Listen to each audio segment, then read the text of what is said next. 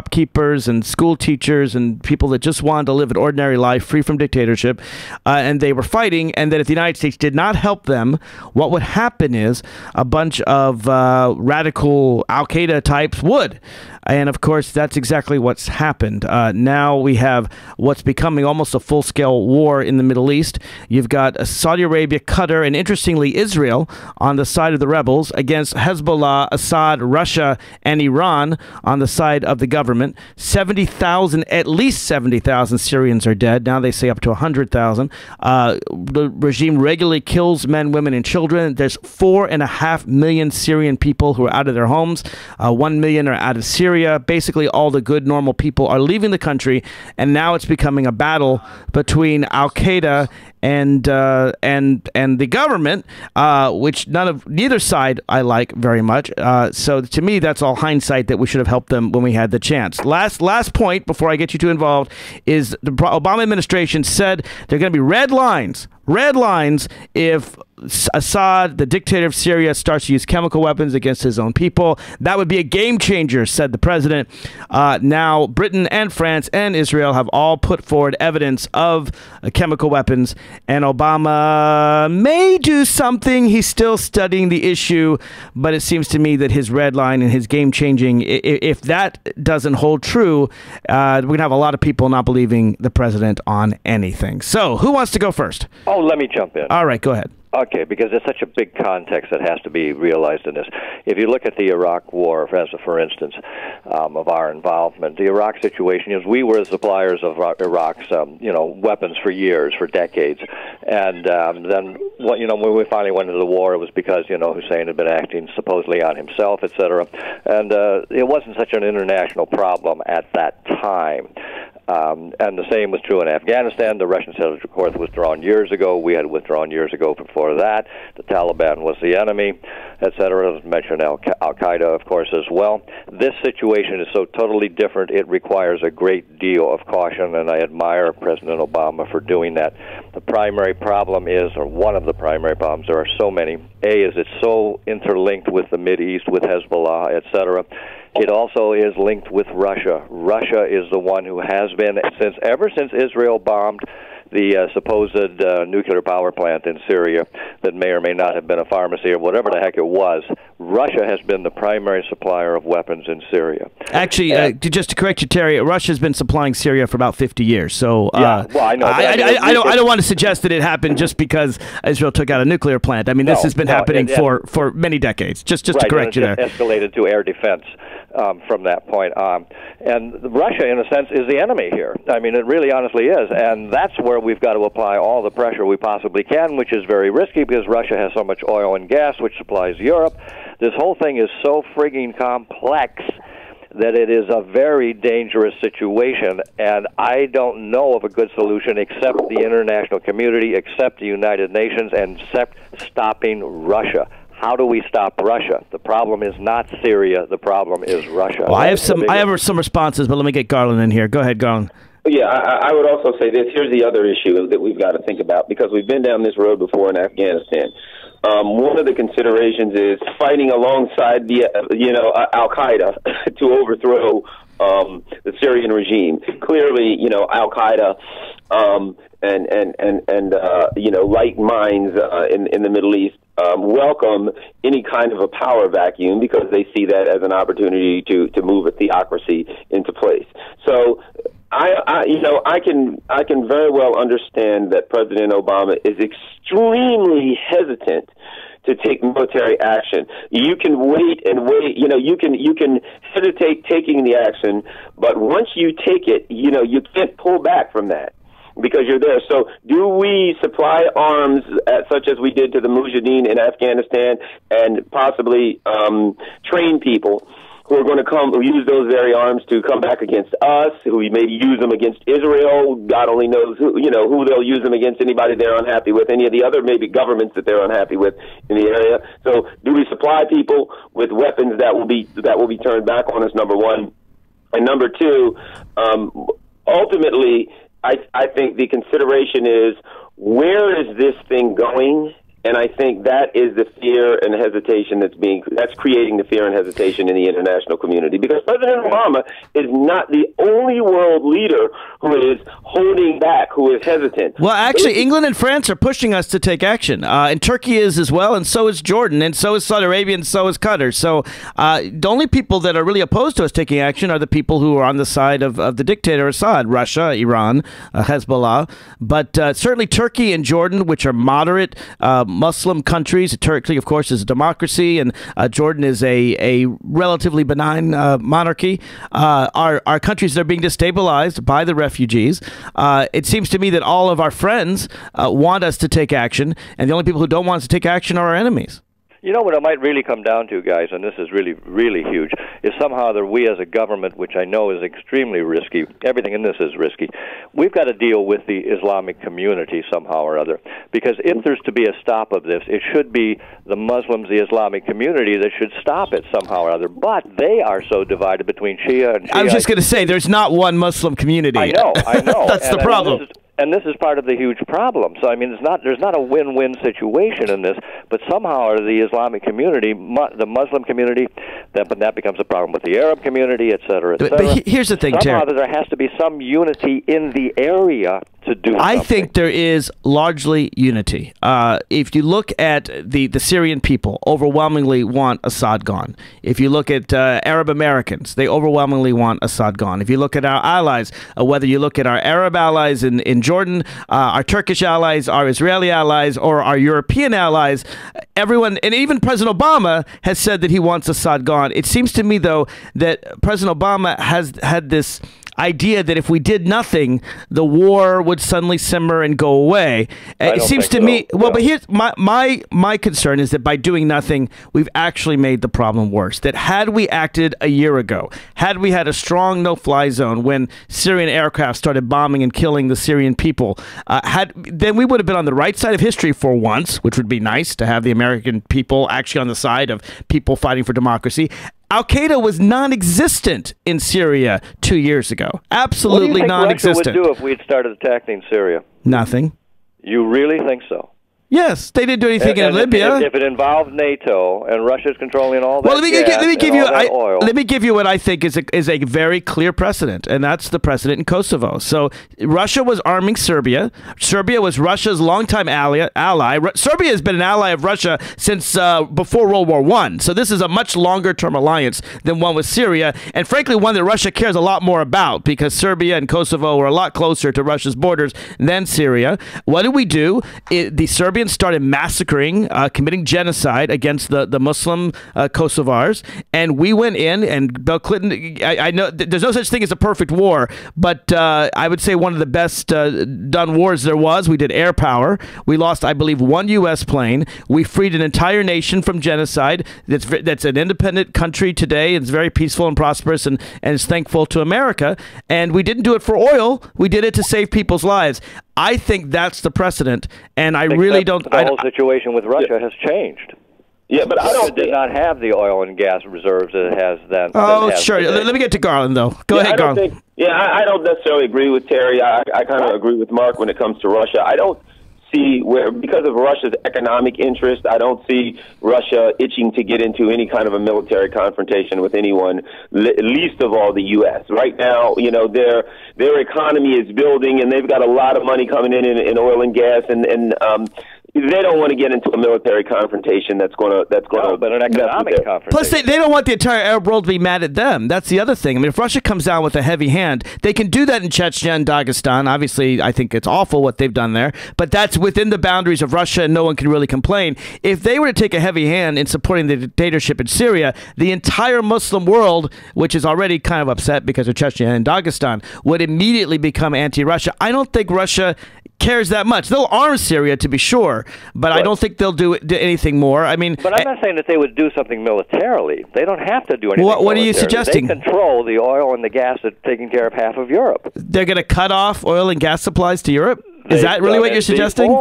They haven't even threatened that. Again, if they cut it off, they're actually selling that stuff to Europe. Right, it helps them. Right. So if they cut it off, that means they cut off money coming in to Russia, and I certainly don't think that they're going to do that. The thing to keep in mind here is to any of the NATO countries is, look, if you guys get involved in this and you support this, all you have to do is make the threat.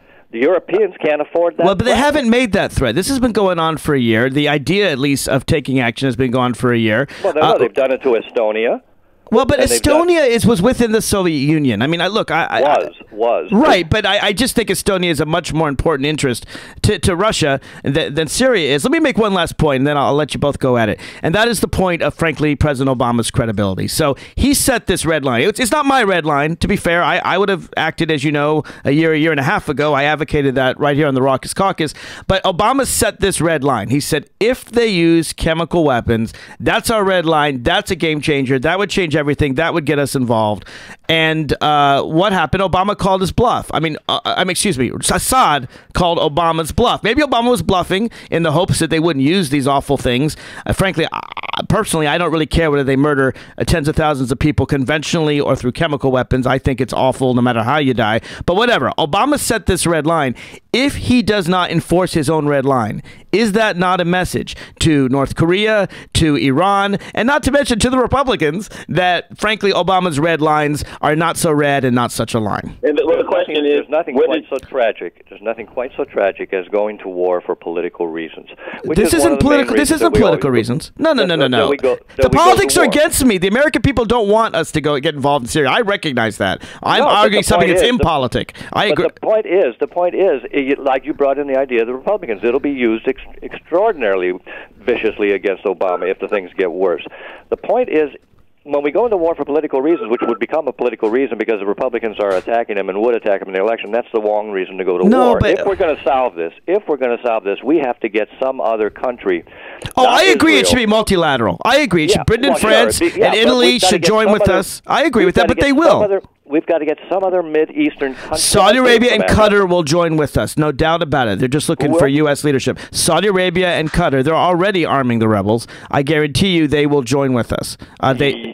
Absolutely. Let them take the lead. Then. Well, they can't take the lead because they don't have that much power. But let me go to Garland, because I want, Garland, if you'll address the red line issue. Once a president makes a ruling, sets a red line, even if it's one we don't agree with, doesn't he have to keep up on it or lose his credibility? No. Well, let me get Garland's view on that. Go ahead, Garland. Garland? I knew Garland agreed with me. No, Garland's running and hiding. Where are you, Garland? He's deep in thought, knowing that my points are valid. I don't know. Maybe we lost Garland. But it is frightening because, I mean, what kind of he shouldn't have made that kind of statement to begin with. I mean, it's a stupid statement to make. For any conflict situation to say, okay, here's my line in the sand. Then of course you're forced into some kind of chaos. And everybody's going to push and play. It's playing chicken. It's politically stupid to do that. Now that he's done it. Again, I wouldn't have set that red line either. But now that he's done it, doesn't he have to stand by it? No, but he does have to have something happen. You're absolutely right in that regard. Something has to happen. Something has to change. Whether it's Turkish troops getting involved, whether it's Saudi Arabian troops getting involved, something has to happen there. We have to push for it. There's no question about that. But we can't stand up and take the lead because it's going to backfire. Well, okay. Well, in this I agree with you. And again, Garland, if you're listening, come back in and join the conversation. Otherwise, we'll get you back after the commercial break. But one thing I do agree with you, Terry, is it has to be an international effort. I don't think that's hard to do. It will not, however, be a United Nations effort. The Russia has a veto still in the United Nations, and it ain't going to happen. And to even suggest it's going to happen it's disingenuous. We all know Russia won't allow it to happen. But again, I use Kosovo as my example. We did that through NATO. We did that without a United Nations resolution. England and France have been chopping at the bit to do something. Turkey and Jordan have been pushing us to do something. And Saudi Arabia and Qatar have been secretly funneling arms to the rebels for at least a year now. And the way I see it is this: Assad is going to leave power. I predict this. I don't doubt it for a bit. I don't know whether it's going to happen a month from now or a year from now, but within 5 years from now, he's going to be gone. Out of the equation, Iran. And what's really going to happen? Well, Iran is basically invading Syria right now. They've got Hezbollah in there on the ground. They've got Iranian elements on the ground doing their best to defend Assad. Yeah, that's what I mean. I mean, what you're going to possibly threaten here is if this gets the least bit out of hand, you have a world war in the Middle East. I wouldn't call it a world war, but it's already happening. See, here's the thing. I think, Terry, when you say things like that, you make it sound like if we don't get involved, it's not already a world war. When Israel, Turkey, Saudi Arabia, Qatar, Jordan, Hezbollah, Iran, and Syria are already involved, it's already a war going on in the Middle East. But there's a big difference between unleashing the dogs of war and having the dogs chewing on the edges. And once we unleash the dogs of war in that big an area and with the resources that are there, you have a conflict that is going to be a worldwide disaster. Yeah, see, I think the dogs have already been unleashed. I think they're barking, I think they're biting, and I think they're killing. No, because we haven't destroyed anything economically yet. And are you kidding me? Syria almost doesn't. Wait, Syria almost doesn't exist anymore. Aleppo, the largest city, is in ruins. I'm not talking about Syria. I'm talking about every other country that would be involved and be attacked. I'm talking about supplying the world with half of its oil. You know, you have a world war going on in that area, you are going to paralyze the country. You talk about a depression. You're talking about the United States? Cow. You heard our economy? Yes. Do you think we don't need their oil yet? Do you think we're independent? No, I don't think we're independent. But look, Saudi Arabia's it supports us on this. They've got plenty of oil. They got more than enough to match anything Russia gives us. Yeah, I'm not worried about that. If you have Iran fighting on Saudi Arabia and Turkey fighting Iran and everything else, I mean, this is not just a backyard fight. But it's already happening. That's, I guess, where you and I disagree, Terry. No, it's not happening militarily. It's happening in Syria, and it's happening politically, and it's happening with little. And it's happening in Lebanon too, by the way, not just Syria. Yeah. It's already spilled over to there. But it's not got the major countries heavily involved openly with troops on the ground, etc. Russia's okay. Now, so let me be clear here. I'm not supporting troops on the ground. I'm not supporting United States troops on the ground. I'm not supporting, and I don't think we need to have troops on the ground. You realize we've said that about every single war we've ever been in, including World War II? We didn't put troops on the ground in Kosovo. That's my example. And we had very few troops on the ground in Libya.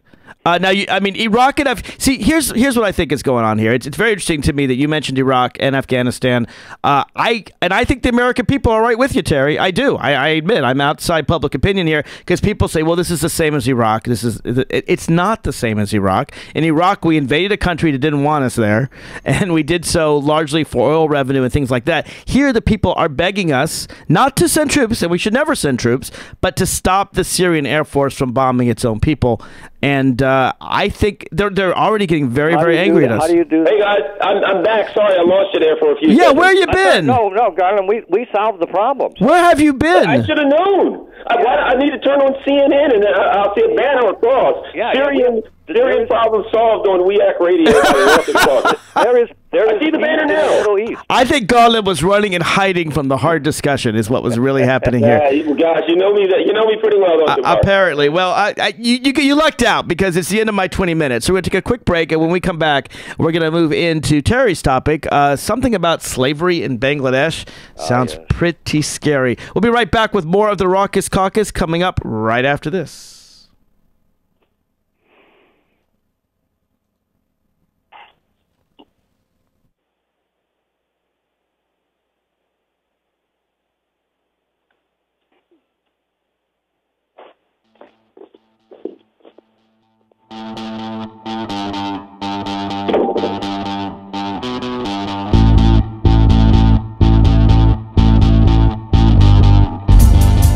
You're listening to WPWC We Act Radio, 1480 AM, weactradio.com.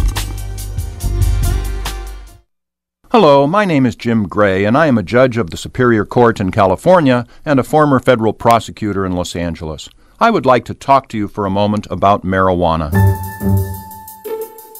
Did you know that since the federal government first banned marijuana in 1937, usage in this country has actually gone up by about 4,000%? Or did you know that in the Netherlands, where adults are allowed to possess small amounts of marijuana and buy it from government-regulated businesses, fewer adults and fewer teenagers smoke marijuana than here in our country? Or that an American is arrested on marijuana charges every 38 seconds? If you are wondering if any of this makes sense, you are not alone.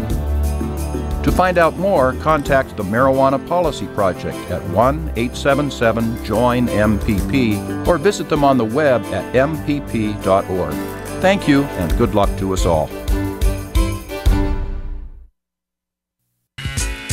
You're listening to WPWC, We Act Radio, 1480 AM, weactradio.com.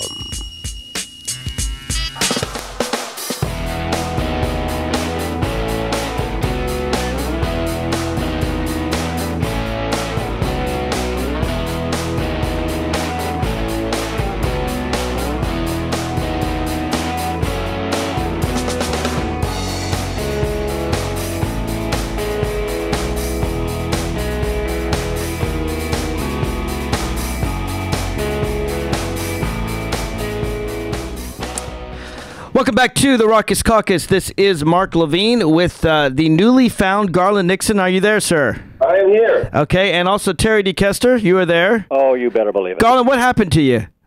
John, I had fumbled around with my phone there, and I think I accidentally restarted it. Garland has yet to learn about modern technology. All right, that's fine. Terry, someone who's also living in the past, that's a terrible segue, but I'm doing my best, is Bangladesh. There's still slavery there? Tell me about that. Well, I think it has to do with, part of this is inspired because, and just give me a minute here, it's inspired because I have begun to perform it once again in reenactments as Tobias Lear, George Washington's aide-de-camp and secretary, and therefore the slavery issue constantly comes up in the presentations that I'm doing. Right. Now, we know you're old enough to remember slavery. We get it. But is there still slavery in Bangladesh? Because I thought it was just a nasty labor dispute, but you're actually saying it's slavery. That's what we would love to think, wouldn't it? We tend to think of slavery, as in the historic context only that we were involved in, with African Americans being shipped over by hundreds in ships and all of that, and whips and slave chains, auctions and everything else, which is certainly part of the picture. But what slavery is, and I'm so proud of Pope Francis for bringing this up. Slavery still exists because slavery is nothing more than commerce run amok.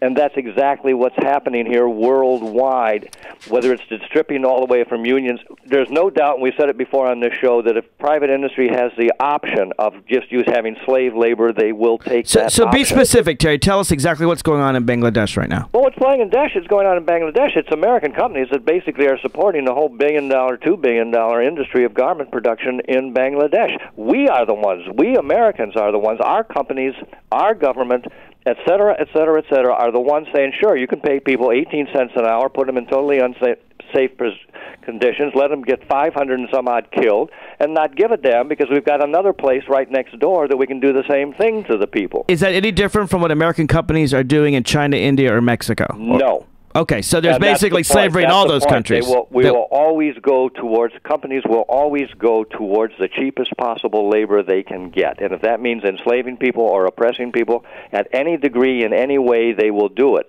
So who's the criminal in here? Yes, the people in Bangladesh didn't do enough, but the real criminal are the commerce people that drove the situation, which was the same situation in the United States 200, 300 years ago. It wasn't that the British government went around saying, let's have slaves. It's the East India Tea Company, et cetera, it's the sugar companies, it's all these private organizations, private money-making, profit-making organizations that drive oppression and suppression of the human race. And the other day, a couple shows ago, we were talking about not going to Walmart. So fine, I made the pledge. I go to Costco, I buy a pair of jeans, I bring them home. Where the hell are they made? Bangladesh. You're right. You can't win for losing. Garland. No, but I mean, this is a worldwide problem, and now there's the immigration policy in the United States, which has gone from populism to bringing in only specified, highly qualified people, because we've got the cheap labor out there in some other countries, and we don't have to worry about it. And this is a moral, political, and economic issue that we have to face. Let me bring Garland in here. Go ahead, Garland. Terry brings up a really good point that we don't talk about. There's a term that's used, particularly in developing countries, that is called brain drain. Whereas countries such as the United States and the developed countries actually drain the intellectuals and the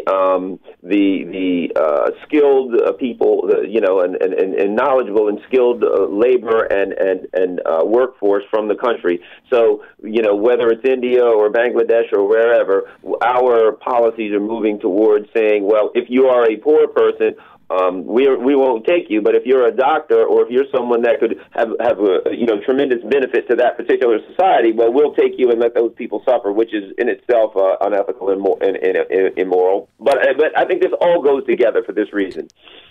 When you think back, if you were in 1800 and you were buying cheap cotton garments that were made in the New York area, because at that time we kind of worldwide we controlled the market in cotton garments because we had slave labor. So if you were buying that, you're supporting it. One of the issues is consumerism. We want all this cheap stuff, and we're willing to turn our heads. We will look at these horrible things that happen, and we'll turn our heads. And at least Terry and I, we've discussed on this show, making an attempt to avoid this stuff when possible, as hard as it is. But most people out here just simply say, well, let me go find the cheapest stuff. Oh, it's horrible what's happening in Bangladesh. Oh, wait a minute, this is only $14.99. I'm not going to read where it's made. There's consumerism. It's all working together. But here's the problem. It seems to me that in a country where some 93% of the wealth earned since George Bush was chosen president by the Supreme Court in 2000, some 93% of that wealth went to the top 1%, with the other 7% generously distributed among the other 99%, mostly to the top 2 and 3%. In that case, we have middle-class wages stagnant, going down, obviously a few very rich people making enormous sums of money. So the American people are poor. So they say, the people in Bangladesh, they're poor, or the people in Walmart right here in America are earning very low wages, but I'm poor too, so I have to go. So basically what you have is a few very rich people in the United States and around the world, but largely the United States, making us all fight each other, making the 99% fight the 99% here in this country because Walmart's cheap, but they mistreat their workers, fighting the 99.9% in Bangladesh and India and China. So what's interesting is that I understand a middle-class American saying, look, I can only afford $14.99. I can't afford the $18.99 that it costs for Made in America. And the irony is they're basically causing us to fight amongst ourselves, this very, very small group of privileged people. You make an excellent point, Mark, and one thing people should read is prior to the Revolutionary War, and afterwards for that matter, but depending exactly on how you count it, between 90 and 95% of Americans were living in poverty. Between 90 and 95% were in poverty, and that is deliberate. That is not something that happens by accident, and it's becoming deliberate now because, yes, the American public, and this is around the world this is happening, the middle class's wages are being pushed further and further and further down, which therefore justifies paying laborers somewhere else to decrease their wages further and further down. And you are pushed, all you're really doing, as you pointed out, is we're feeding the top 1%. We're feeding the top 1, maybe 2, maybe 3, maybe even 20%. But 80% of the people in this country and the world are in a downhill trend that is being pushed by private industry with government collusion. And somehow this really has to be identified. We are pushing and creating what we call, what Pope Francis called legal slavery. And that's all it boils down to, where the worker is totally dispensable. But when we're all fighting each other, American poor and middle-class people are fighting the poor of Bangladesh and India and China and Mexico, and basically 99.9% of the world's population is fighting amongst itself for the tiny little bit of wealth that's allowed all of us. I mean, Garland, what's the way out? What solution is out there? Well, Mark, that is a very significant question there, and God only knows if I had the answer. I'd certainly put it forth. I'm sure Terry does, but I don't. But I like to ask the questions that I myself can't answer. See, that's part of my trick. See, I get a question I can't answer, I throw it out to y'all, and I sound really smart because I've asked a tough question, and then you can't answer it, and I win twice. So that's the point that's been made here is that as we look at Bangladesh as a capitalist slavery country that is, happens as a result of the worldwide appetite for cheap goods. The point that you made about what's happened and what our economy has become demonstrates that we are in fact becoming Bangladesh. We are, there are different degrees of what Bangladesh is. These kind of feudalistic societies where there's a tiny, tiny group of very wealthy people and everyone else is poor or peasants or serfs. We are identical to Bangladesh. We are identical to these countries that are doing this. We are just on a different degree. If everybody in a country has $1,000, I mean, if a tiny group in a country has $1,000 and everyone else has $1, or if a tiny group in a country has 100,000 and everybody has 1,000, it's the same thing. It's just a different degree. So we need to be concerned, and we need to recognize we are no different than. So, but let me throw it back at you. Just at a level, different level. How can you tell somebody not to go to Walmart or not to buy a garment that's $14.99 made in Bangladesh when the Made in USA is more expensive? You can say to a rich liberal, sure, don't harm people. Be good. We can't let people suffer. But you're talking about someone who's struggling to get by in America, which is at least half the country, if not more. Then aren't we just sort of having poor people or lower middle class people fight each other? Well, we're stuck in that situation, and it's what the Occupy movement, as weak as it was all about. And there was a brief moment there when people were beginning to recognize the reality. We are still the wealthiest, most powerful nation in the world. Not for much longer, but we are. And at that, we do have enormous political, economic, moral force if we take moral attitudes, if we don't destroy our moral capital. One of the things we should be doing is demanding that our companies here make sure that some regulations and some degree of safety and maybe even some degree of wage is provided for by them outsourcing to other places. We can set the standard, but we've got to become aware of the fact that we're talking about today of what is happening to all of us, and that this is a real economic problem. It comes down to, again, supporting the common good, then the common good worldwide, as opposed to just me, the individual. And if we don't start thinking about that and realizing that we are being exploited, that we are being pushed into a situation of fighting each other for the crumbs, let them eat cake, if we don't realize that, then we are going to wind up exactly the same situation. So what's the answer? Take back our government? Yes, take back the government, but be honest and open about it. I mean, again, what Americans don't do, and I just saw a brilliant play about this, which you guys I recommend highly, and I wish I could remember the name of it. I'd tell you about it. But anyway, it's played Broadway and everywhere else. The point is we don't talk about the real issues. We don't say things as bold as Pope Francis said, that the United States of America is supporting slavery in Bangladesh. We have to say these things. We have to be honest and open and bold with these things so that we realize what the consequences are. Can I be honest and open and bold here? And I have a startling admission. I did not hear Pope Francis say this. Was this in the newspapers? Yes. No, I really don't doubt you, Terry. I'm not. But my point is this hasn't gotten a lot of press. You're damn right it doesn't. They don't want it to get press. Yes, Pope Francis, it was in a private...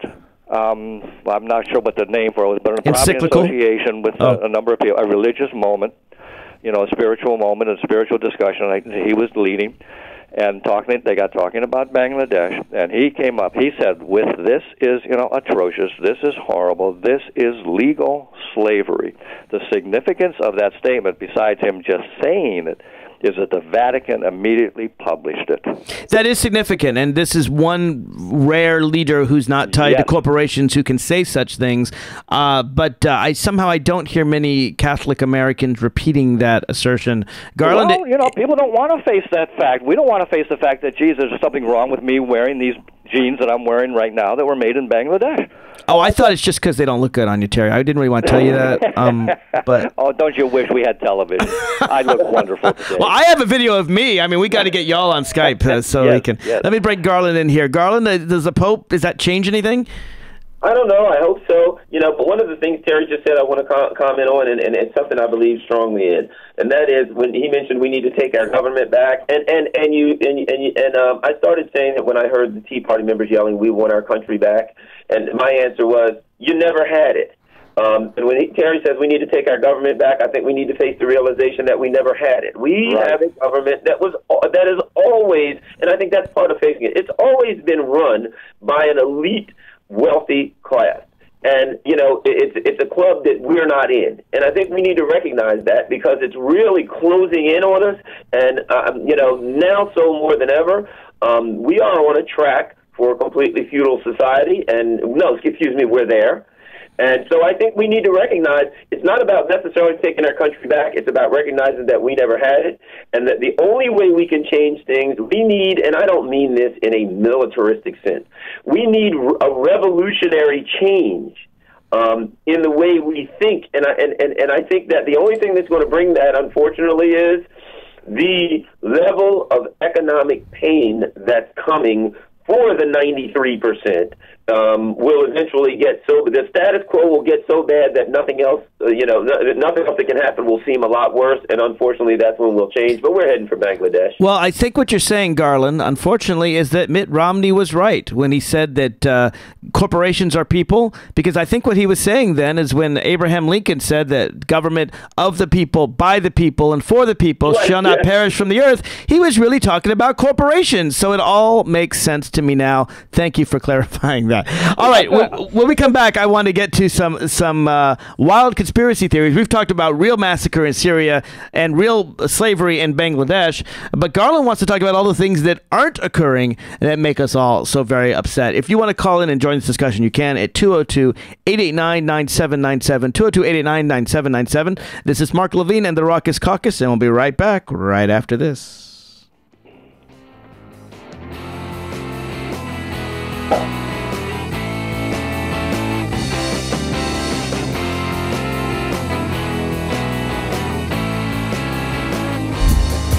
You're listening to WPWC, We Act Radio, 1480 AM, weactradio.com. Does your child have difficulty controlling their anger or a history of academic failure in school? Options Public Charter School offers a therapeutic learning environment with small classroom sizes and on-site counseling services to help students succeed. Options PCS is now enrolling grades 5 through 11 for the upcoming school year. For more information, call Options PCS today at 202-547-1028. Options Public Charter School. Exceptional education for exceptional students.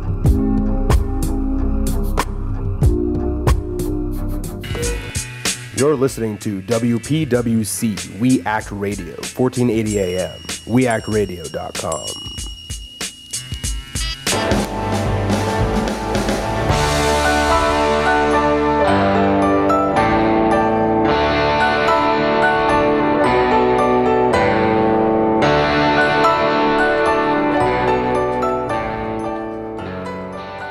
Welcome back to the Raucous Caucus. This is Mark Levine with Terry E. Kester and Garland Nixon. they always speak at once. That's part of the fun that you get to do. See, I'm here in We Act Radio studios right here in Washington, D.C., and then they're both on the phone, so I can just say with, and then they both speak at once. It's kind of like watching Laurel and Hardy butt heads. It's one of the... It's beautiful, too, though. It proves that Garland and I are unified.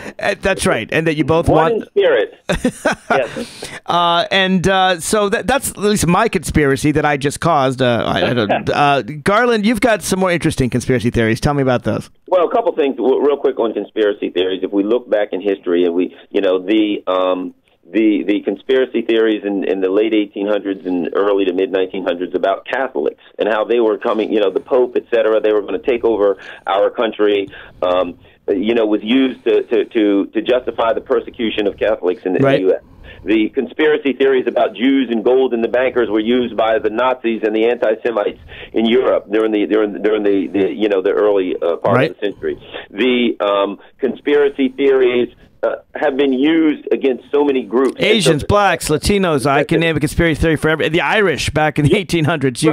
There are even conspiracies against conspiracy. Not to mention McCarthy. I mean, he had all the conspiracies. Communists, right? Well, the guy, that candy maker guy named Welsh, who said that Eisenhower was a communist and his brother was his boss in the Communist Party and all this craziness.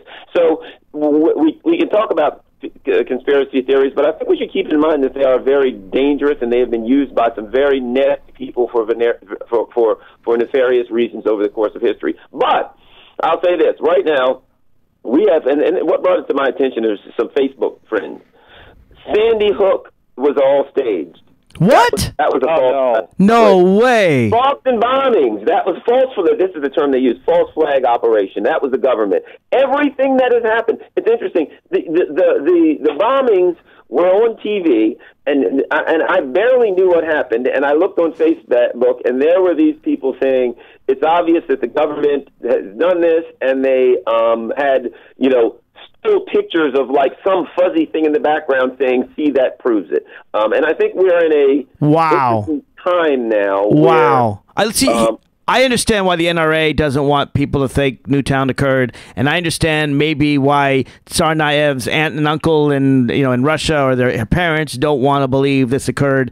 But if you don't have a vested interest in not having events occur, and cameras around the world are recording this thing. Plus, it wasn't just CNN and Headline News and MSNBC and Fox and every local stations. It was individuals sending out photos. I had a friend who ran in the Boston Marathon. I mean, sending out tweets. People. I mean, how can people deny such obvious reality?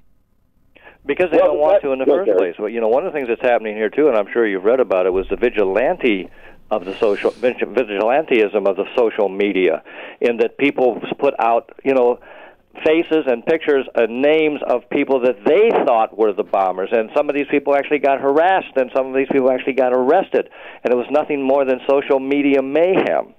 So people, the real message here is social media is as dangerous as it is beautiful, and we've got to realize that. Garland, what do you think's going on? Yeah, but the other thing is, Mark, what you're saying, is I believe it was Voltaire that said, "Any belief that is not founded in logic and reason will not be swayed by it." When you start giving us these rational reasons why these conspiracy theories, some of them don't make sense, you're wasting your time, because with these people, with these conspiracy theorists, and it's become like a growing movement in America, and it's alarming to me, because everything now is a conspiracy theory. The government, God only knows, did absolutely everything, and it's to me, it's I think a result of people being afraid, people seeing these large entities such as corporations take control, people feeling the loss of control in their life and being afraid, and they can come up with all these conspiracy theories, and they can say, there is someone that I can say is responsible for this.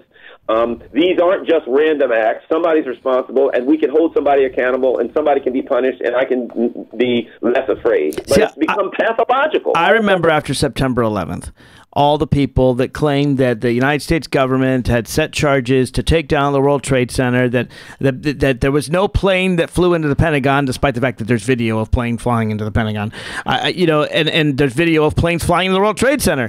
And because the Bush-Cheney regime used 9/11 for their own nefarious purposes, which they clearly did, people said, aha, the fact that they used this horrible tragedy for their own nefarious ends means that they set the charges in the first place. One doesn't follow from the other. Sometimes bad people take advantage of awful situations. That doesn't necessarily mean that they started those. And so you get these on the left, you get them on the right, and I guess I need to ask you, Garland, who are your Facebook friends? Because, most of the people that I normally associate with don't believe this nonsense. So maybe you need to hang out with a better class of people. I don't know. What am I? Seriously, Garland, who I think the people who believe this tend to be the more marginalized of our society, who've had some really hard times, some hard knocks, and maybe are crying. It's a cry for help, I guess, isn't it? Well, I think two things. Number one, I think initially, there are people who I would classify to the level of some sort of paranoia and mental illness. Sure. At some point, with some of these absurd conspiracy theories. And they're on the left and the right. I don't think this is a liberal conservative thing. The fact that it is growing, it's growing, because if you read Richard Hofstadter's The Paranoid Style, when he talks about the paranoid style, which is a great essay, one of the things he discusses is the fact that there are the issue that there are people who seem otherwise normal and are otherwise in their lives perfectly normal that will grasp some really absurd conspiracy theories. But I do believe that what is happening as a result of this kind of corporate takeover of our governments worldwide, I do think that is fueling the fear of average people, and it is making people who would not otherwise believe in some of these more absurd conspiracy theories, who are afraid, everybody now works for a corporation. Everybody's afraid they're going to get laid off on any given day, and that the officers of the corporation are going to take a $5 million bonus because they laid off all of their employees, which happens every day. I think that is fueling the paranoid movement. See, here's my concern. It's also though, guys, this is a real social psychological problem that somehow the country and individuals have to face. We are caught at a time in an era that is increasingly more and more complex. And the more complex it gets, and the more threatening, therefore, it gets, and the more powerless we feel, therefore, the more we seek simple answers. And you brought up the idea of 9/11. I hate to mention it was a radio station that I was intimately associated with for years, and broadcasting for years, excuse me. Sorry about that. Where I guarantee you I was the only person, and I was doing it with scientific evidence, and including having worked in a lab myself, studying concrete and compression of concrete, et cetera, I was the only one at that particular radio station that was dismissing or refuting any of the conspiracy theories at 9/11. Everybody else, I won't say 100%, but almost everybody else on the air was pushing the conspiracy theories about 9/11. Let me tell you my concern. It has to do with 9/11 conspiracy theories or conspiracy theories about Newtown or the Boston bombing or any of these theories. Here's my concern. There are real bad things happening out there. Terry, we just did. You just mentioned slavery in Bangladesh. You just did an episode on all the way corporations are basically enslaving workers. We've done stories on Walmart, Garland. In the aftermath of September 11th, I was still talking about the theft of our election in 2000, which was a conspiracy, but it was real. A conspiracy, of course, is when a group of people get together behind in secret and do nefarious things. In this case, the Supreme Court openly said, we don't like that Gore won the election. Let's put in Bush instead, and we don't need any law to back it up. Now, that was happening, and then 9 months later came September 11th, and what always happens with the conspiracy theories is they drown out the legitimate, horrible conspiracies going on. There is money. There's the Koch brothers buying the LA Times. That's a terrible thing. There's all the money going on in our politics. There is the fact the Supreme Court stole an election. There are all these awful things going on, and what I found would happen and I was on the radio back in 2003. I'm coming up on my 10-year anniversary, actually, in June in radio. But when I was on makes you what, 27? That makes me 27, right? Because again, I was 17. Thank you, thank you for that, Terry. But the point is that what they would do is first they throw out the stupid conspiracy theory that Dick Cheney was laying bombs at the World Trade Center. Dick Cheney's evil, but he's evil in much more secretive ways. Thank you very much.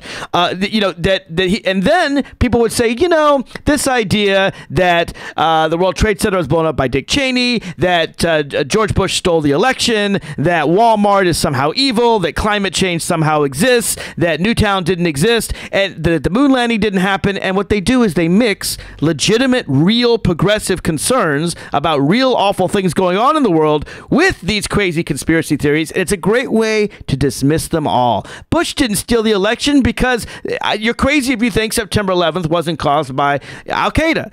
And that's and so I tell people on the left, you're harming the cause. You don't do any good by saying Bush and Cheney secretly put explosives in the World Trade Center. That doesn't help us fight Bush and Cheney. It harms us because it makes all of us making legitimate arguments against them look like we're crazy too.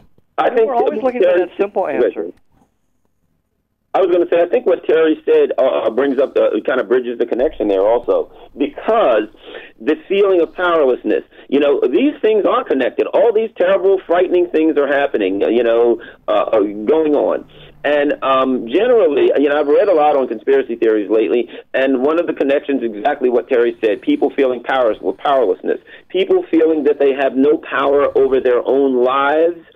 And this gives them some, ironically, paradoxically, it gives them the feeling of control when they can believe in these conspiracy theories. It's very paradoxical that someone can say there's some shadowy conspiracy theory and now I feel in control, but they can bond with people who feel similar, and they can believe that there's nothing is random now. It gets to the point with these conspiracy theories that absolutely nothing that happens is random. We've got people who believe, there's a guy, David, I think it's Icke, I-C-K-E, and he's the one that's going around arguing that the Illuminati are 12-foot lizard people who are it's amazing. He's completely wrong. They're only 11 feet tall. I mean, come on, let's not exaggerate here.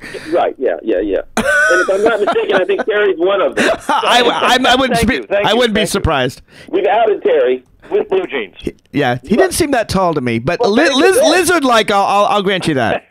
They wear blue jeans from Bangladesh, I think. Right. The arrow's pointing to Terry, Mark. All right, fair enough. But let me add to that, because it's significant what's going on here, is one of the problems that we really are facing in this complex society is, in fact, the destruction of community.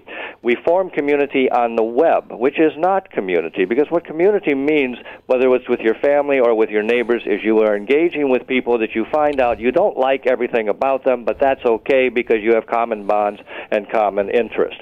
And so therefore you put up with the fact that they pick their nose when you're trying to discuss big political issues. Whatever it is, community involves this interaction between humans, and we are being pushed further and further away from true community. And I mean specifically in terms of everything we've been talking about, whether it's conspiracies or labor or whatever. For instance, if you have a union and you belong to a union and you work with union members, you're not going to like everybody in the union. You're not going to agree with half of the people in the union, but you're going to be united, and you're going to be getting information fed back to you. You're going to get cross-fertilization of intellectual ideas, et cetera, and then you can evaluate things. But when you just sit on your computer and social media, you can say, yes, Sandy Hook was a government-driven farce by Martians. See, Terry, I'm really glad you're attacking social media, because that's a great segue. The Inside Scoop at 1:30, we're going to have offer Henry Sinkowitz, who's going to come on the air and talk about some of these dangers of social media and how we have to. So thank you for that segue. I appreciate your planning that, and he'll be on at 1:30 on the Inside Scoop. So listen Make sure up. he sends me my check. Listen up for that. I'll ask him to do that, definitely. Okay. That's the other thing, too, I guess, that's probably that I didn't think about that Terry brought up that's fueling it. Now we have the Internet.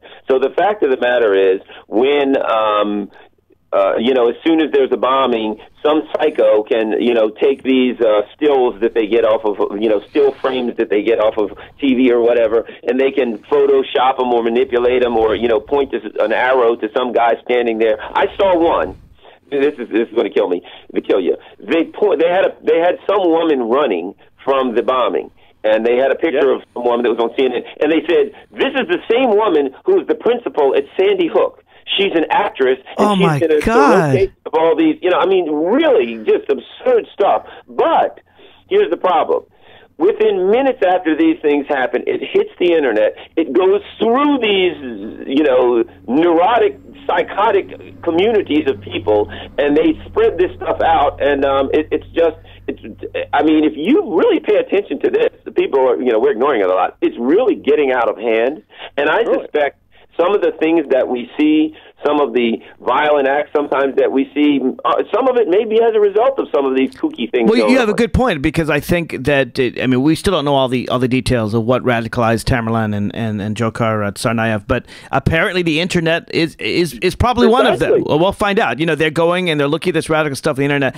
I remember as long ago as 05 or 06 when I first got the email that said that Al Gore failed to finger Osama bin Laden as a terrorist, and it turned out that Ali Noor said so, and then you go and you actually look at the reality. He was talking about Abu Nidal, which was a completely different terrorist. But at that time, I had relatives sending this email all around. I happen to have a few relatives who, sad to say, are of the conservative persuasion. I've begged them to change. But the point is that these false things started going around the Internet, and that's when I learned the wonderful website Snopes.com, which actually is around to defangle these. Defangle, is that a word? To untangle and defang is, I guess, what I meant to say. These horrible lies and conspiracies that are out there, and so well, that's the real problem. That's the real problem, Mark. Because I have relatives that I'm very close to, and hold on. Hang on. We're finishing up this radio show, and you'll be on in just a second. Okay, Mark. Go ahead. Okay. Go ahead. Sorry, this is my next guest, but go ahead, Terry. Yeah, just I have some relatives, brothers, and I think that are very intelligent, very successful people, but at the same time they don't look beyond what they want to believe. And, what I try to persuade people at the very least is if you read anything on the Internet, if you read that the sun rose this morning, check it. Double check it. Yeah. You cannot take and this is what's really sad, and it's being pushed by one other factor, which I want to bring in real quick, and it's frightening to me because it's part of the same problem, even though it may not sound like this. This new procedure we have, where everything we hear about, be it about weapons or be it about chemical weapons or whatever, you get this wonderful quote: "The U.S. officials spoke on condition of anonymity because they were not authorized to discuss the matter publicly." In other words, we don't even have responsible people taking responsibility for what is being said, quote, officially. We have this random condemnation, this random judgments by people we don't even know who the heck they are. It's all part of the same game of not taking the time to double-check, triple-check everything. Well, let me throw this in there, too, because this is very important. You know, a few months back, Michelle Bachmann said that she thought that there may be re-education camps for our youth in America. Wow. We had some kooky Republican the other day say that the government is buying up all of the bullets so that we can't use them to defend ourselves from the government. So you've got these Tea Party people and these crazy people who I would like to say that they're doing it for political reasons. Unfortunately, I think they really believe this stuff. Yes. So let me ask you this question. We only got a couple of minutes left, so let me just pose this one last question to you on this, and then that's this. We live in an age of social media. We live in an age, and this is a great segue to what's coming up next in the Inside Scoop, which is discussion with Syrian activists who are protesting in front of the White House. We can't get legitimate press into Syria because the Syrian government kills them all. So we rely on Twitter. We rely on Skype. We rely on YouTube videos taken of action in the streets.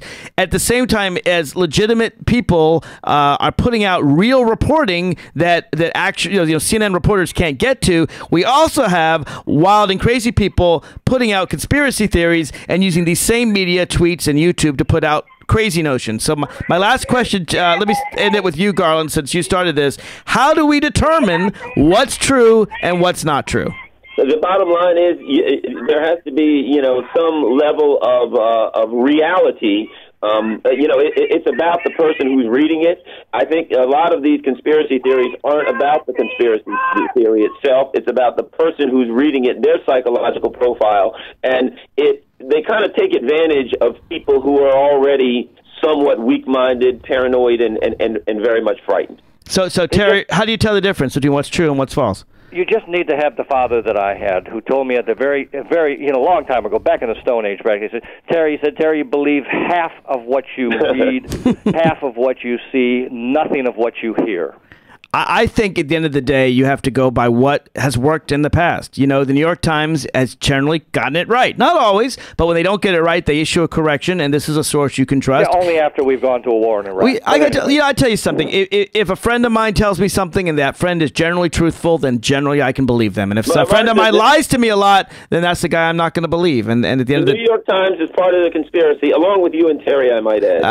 Garland, I think you, by bringing this up, have hidden your own conspiracy-minded thing, and that was a very clever thing to do, but I'm not falling for it.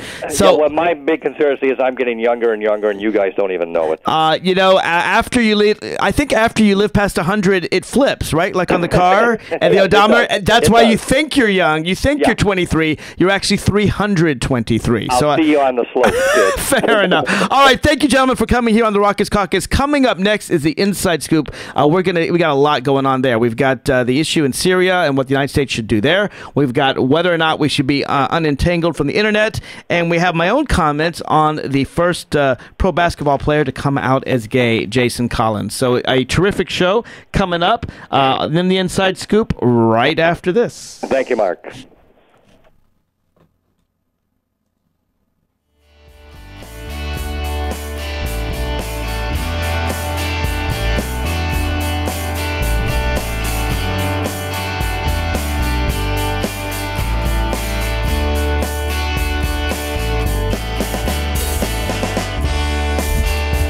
You're listening to WPWC, We Act Radio, 1480 AM, weactradio.com.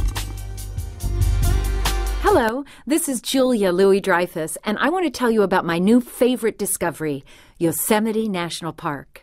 I recently went there with my husband and children, and we walked the trails to see the breathtaking waterfalls, admired the grand meadows, and giant sequoias. But the future of our national parks is uncertain. Many challenges face our parks today, from polluted air and water to development threats outside their borders and inadequate funding to protect our national heritage. That's why the National Parks Conservation Association recently completed a decade-long assessment of the challenges facing our national parks, along with proposed actions that will ensure our children and grandchildren will be able to enjoy the parks as we have. Our national parks have inspired Americans for nearly 100 years. As we approach the centennial of the National Park Service in 2016, please join us in helping to protect our national park legacy. Find out how at www.mpca.org. You're listening to WPWC We Act Radio, 1480 AM, weactradio.com.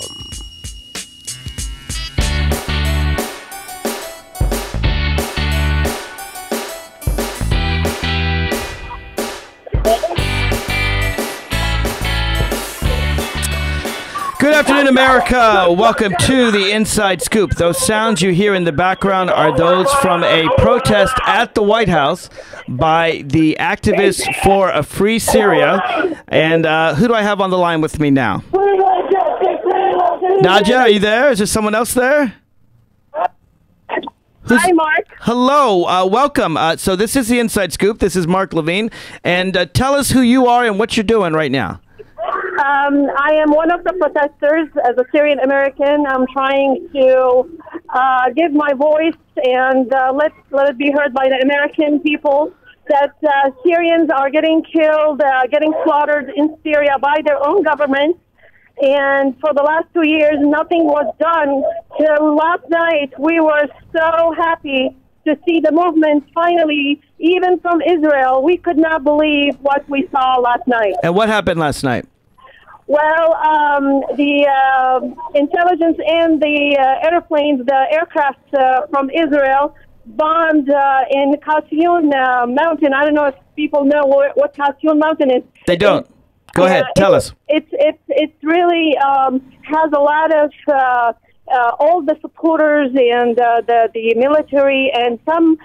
We heard also there was a lot of Hezbollah and Iranian soldiers in the mountains hidden, and they were also had some chemical weapons because when the aircraft bombed last night, it affected the smell, and the explosions shook the whole city. And Damascus is a huge city, is not a small city, and everyone could hear the explosions were very powerful. So let me give people a little bit of background here. They were saying there was a terrible bad smell, which indicates there was kind of chemical weapons in the mountains. So let me give people a little background here. If you're just tuning in, I'm sure you know there's a horrible war going on in Syria. At least 70,000 have been murdered, men, women, and children, according to the United Nations. That is a low estimate. That is an estimate actually that's at least a year old now. Yeah, multiply it by 3 or 4 because this is a number, just a confirmed number. That's just a confirmed number. Most people believe it's in the hundreds of thousands. And, Correct. Of course, there's been a large question of whether or not we should get involved. I have had Syrian activists, including people from the Syrian Free Army, right here on the Inside Scoop for more than a year now, arguing the United States needs to do something to stop the massacres, and I myself have endorsed a no-fly zone. But moving up to the present, President Obama declared a red line, what he called it would be a game changer, was his words used, if Syria were to use chemical weapons against its own people. And now the evidence has come to light from 3 separate sources, I should say, from the British, the French, and the Israelis have all come forward with evidence of chemical weapons use. And now and of course, Jordan has argued that we need to get involved. Jordan is our ally in the Middle East. There's about 1 million Syrian refugees in Jordan. Turkey, our NATO ally, has said we need to do something to get involved to stop this. And our enemies, Russia and Iran and Hezbollah, have all been fighting in Syria, again, against the Syrian people. And I want to emphasize that the people who began this revolution, the people that came on my show a year ago, are peaceful people who just want to have a free Syria. Unfortunately, there has been some infiltration now from Al-Qaeda and others because we've done very little. And the question now is what should be done. The red line's been crossed, and even Israel has gotten involved in bombing what really was the command and control center for the government. And as my caller points out, has included what was chemical weapons. So what are you protesting for right now? Who is the group, and what are you calling for the United States to do? We want the United States to destroy more of those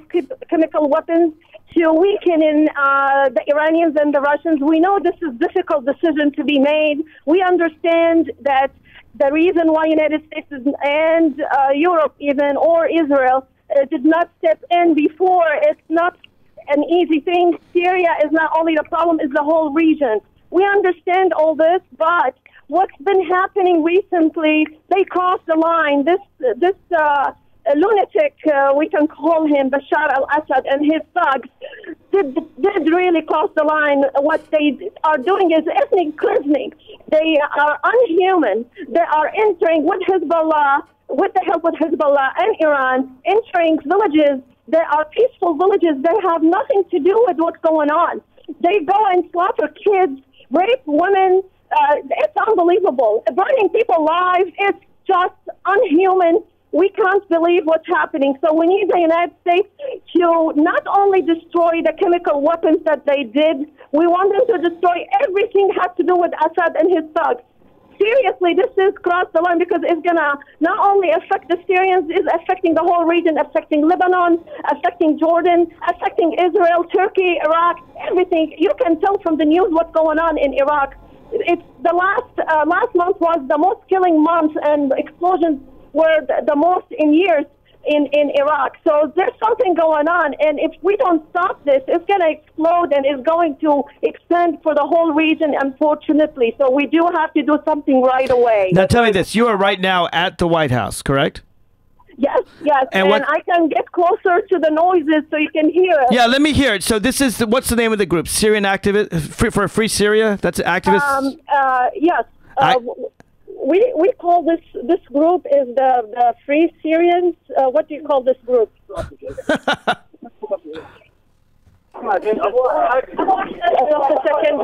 Activists for Free Syria is what I was told. Activists for Free Syria in the Great Washington area, correct. Okay, let me hear some of the noise. How many people are out there at the protest? I would say today, we are like 250. 250. And folks, if you want to join in this, right, you'd welcome anyone coming down to the White House right now and joining in your protest. I'm sorry, say that again. You would welcome others who support the cause coming out and joining in.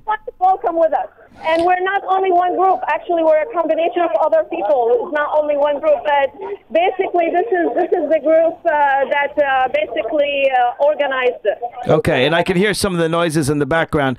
Let me ask you some of the difficult questions that I know that President Obama is asking, and is largely the reasons he's giving for the United States not being involved. One of the most difficult questions that always keeps getting asked, and it's a fair question, I think you may agree, is how do we make sure that the weapons go to the right people, to make sure they go to the innocent Syrians that are being slaughtered and don't go to some of the radical extremist Al-Qaeda-like terrorists that are also fighting for the Syrian people, but we want the weapons to go to the good people and not the bad people. How can the United States distinguish between them? I have AJ here on the line, and he's going to answer the question for you. Okay, great. Who's this? Hello, Mark. Hello, Adrian. Adrian. Yes. So my question was, how can the United States? I've been a big supporter of your cause for over a year now. But there are people in the United States government that are anxious, saying that we're afraid to arm the good Syrian people who are fighting oppression because we're afraid that it will some of the arms will go to some of the radical terrorists. How do you respond to those people? Well, there is no doubt by unsecuring the borders all over Syria, there are going to be some radicals will be penetrating into the country. There is no doubt about that. But I assure you they are extremely minimal comparing to the defected soldiers who refuse to kill their own people from the regular Syrian army. So I would say this is like 2-3% of them, and they consider themselves a freedom fighter. They came for jihad, and they will be leaving the country after that. That's what they claim so far as I know. But overall, the rebels and the defected soldiers from low-ranking to high-ranking are in charge of everything. But I just want to mention something about the airstrike attack that happened by the Israelis yes, please do. Some targets in Syria yesterday. Yes. It's still not clear what was the intention of it, even though it was positive and good because they damaged so much of the artillery that was meant to destroy the Syrian cities. Right. So, well, Adrian, let me ask you how you feel about that. I mean, Syria and Israel have fought at least 3 wars against each other for the last 60 years. They're not exactly normally considered the best of friends. There's the dispute over the Golan Heights. Do you think that this could foretell a new era? Once Assad is gone and the Syrian people have taken back their country, might this actually help build a peaceful future between Syria and Israel? Oh, absolutely, absolutely. I'm sure the rebels are reaching out to Israel to assure them that the border will be secure at the moment of the collapse of the regime.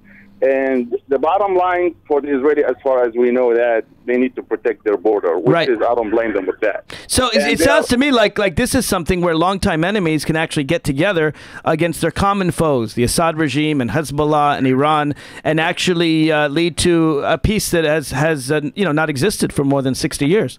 That's absolutely right. It's been a myth, and they've been claiming that Israel is an enemy. And technically, they are enemy of the Syrian people themselves. And they've been building an army to protect them, not to protect the country, not against Israel. They're a bunch of thugs, liars, and the Syrians has always wanted a normal relationship with the Israeli and friendly relation and border with them. But that's not going to happen if the Assad regime is still in power, because their interest with the Iranians and Hezbollah has been going on for a long time, and everybody knows the Iranian agenda in the area. Adrian, Secretary of State Kerry met recently with General Idris of the, I hope I'm pronouncing his name right. Is it Idris? Idris, yeah. Idris of the Free Syrian Army. Do you like and respect General Idris? Is he someone that represents fairly the Syrian opposition, or do you have problems with him as well?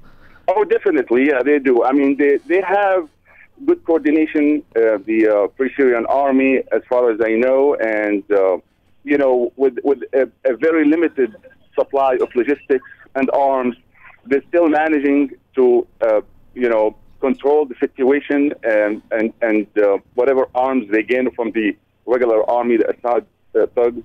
And I'm sure they are in charge, but, still the help that's been promised to be delivered they have not received it yet. Well, let's talk about the aid that at least it's been reported the United States is giving food and humanitarian aid and medicine, and that on its way is what they call non-lethal aid, things like body armor and night goggles. Has that aid been delivered yet, or it's still on its way? I'm sure some of it has been delivered, but the Free Syrian Army does not need no food, no logistics. They need real arms, and they have the ability to bring down that regime. But no one has delivered yet. Well, it's been reported that Saudi Arabia and Qatar have delivered real arms. Have they, or not very much? It's extremely limited. Nothing substantial yet. And how can the United States be sure that the arms won't, I mean, they'll be used against the Assad regime to be sure, but that after the Assad regime falls, which I have no doubt it will fall, it's just a matter of time, that they won't be taken over by some of the radical extremists that then use these weapons against the Americans worldwide? Well, the Obama administration has to reach out into the rebels and get to know them exactly who they are. And if Obama has promised and made so many promises, so many threats to the Assad regime for crossing a red line that has been crossed already. And we don't see anything serious has been done against the Assad regime. We don't know what the reluctance of taking any kind of action. I believe if he gives the green light to the Saudi and Qatari to arm the rebels heavily, they will be getting rid of that regime faster than we can imagine. Let me give you an idea of the reluctance. I don't share it, but I have to say I'm in the minority. I think the majority of the American people are probably against us doing anything in Syria. And let me tell you why. Again, I don't share this sentiment, but I understand it. Basically, George Bush took us to a war in Iraq that on false pretenses. He said there were weapons of mass destruction. There were not. And then we didn't help the Iraqi people so much as invade the entire country with U.S. arms And in the views, I think, of the majority of Americans, that was a fiasco. That was a terrible mistake. It caused people to be our enemy who were not our enemy before. It didn't do that much good for the people of Iraq. And most importantly, we had troops on the ground who were occupying a foreign nation.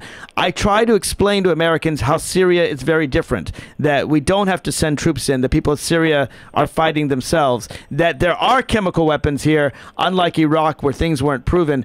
How can you make your case to people listening to this show right now that helping Syria is very different from what we did in Iraq? Well, it was clear after the Iraq war, after the invasion in 2003, that was raised under false pretenses. But here, that man, that crazy man, that criminal, has used the chemical weapons. You're talking about Bashar Assad. And I'm sure the international community is aware of the stockpile that Syria has, and it's one of the largest in the Middle East. And what has been done about it? Nothing. Unfortunately, I've heard it from a former CIA director when the revolt started in Syria that the scenario that happened in Bosnia is going to happen again in Syria. Unfortunately, the Syrians are on their own. There's not going to be any international or foreign intervention unless a mass amount of people get killed, which is extremely unfortunate. And as far as we know, and the international community knows, Syria is not extremely rich in oil to impact the world price.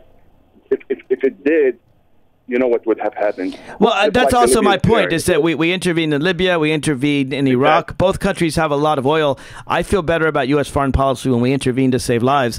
And if we do intervene in Syria, it would be more like our intervention in Kosovo, where it was simply to stop a massacre and not to get low oil prices. Exactly. Bill Clinton has done that. I don't know why Obama isn't taking the initiative to lead that kind of humanitarian I don't know why either. I think, again, he's following the lead of the American people who are tired of our war in Iraq and Afghanistan.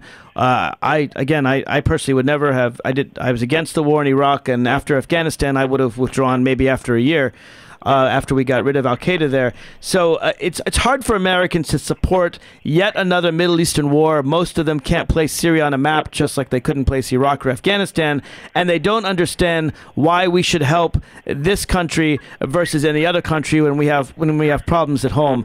Can you help persuade someone listening to this show right now why Syria matters and should matter to the ordinary American?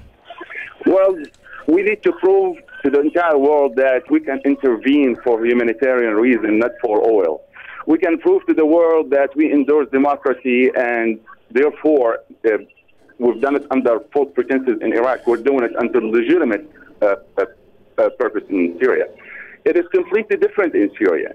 As you mentioned, the Syrians are starving for democracy, and they've been murdered and slaughtered by a thug and a murderous regime.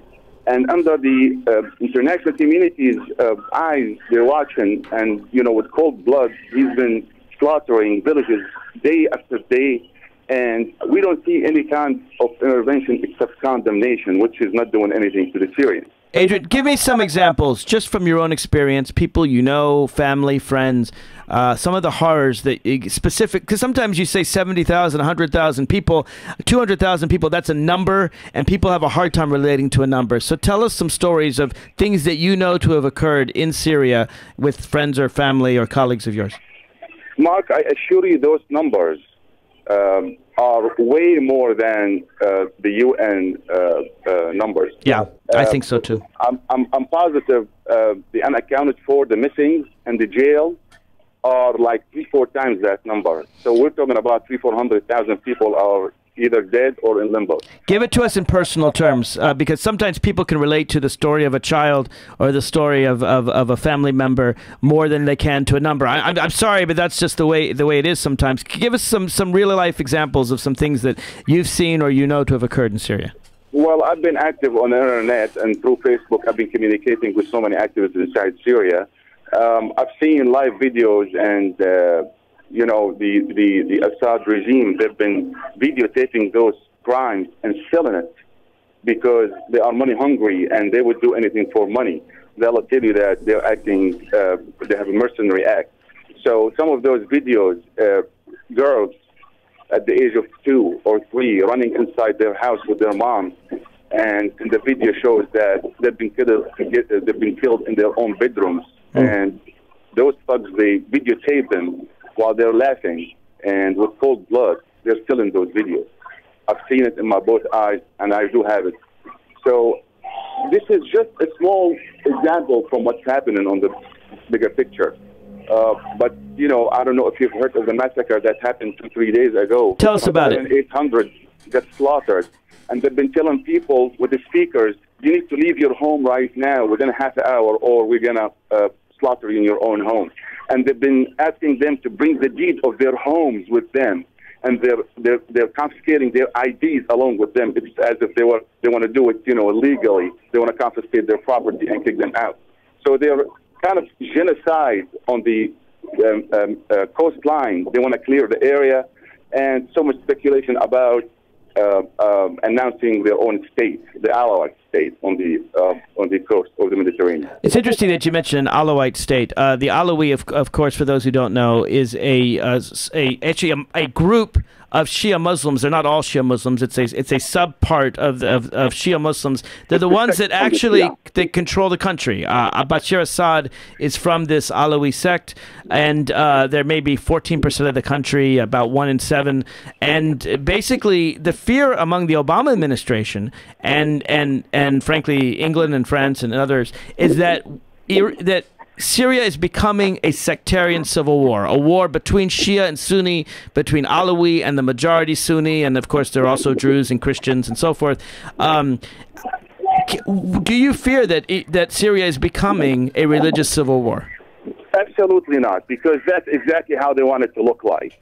They've been trying to drag so many sects from Lebanon into that kind of dirty war. But Syria has always been a role model in diversity of religious backgrounds, and we've never had any kind of religious conflicts in between us. But that's how exactly they want it to be happening, because they got the Iranian involvement heavily, and we all know what is the Shia in Iran's agenda in the region.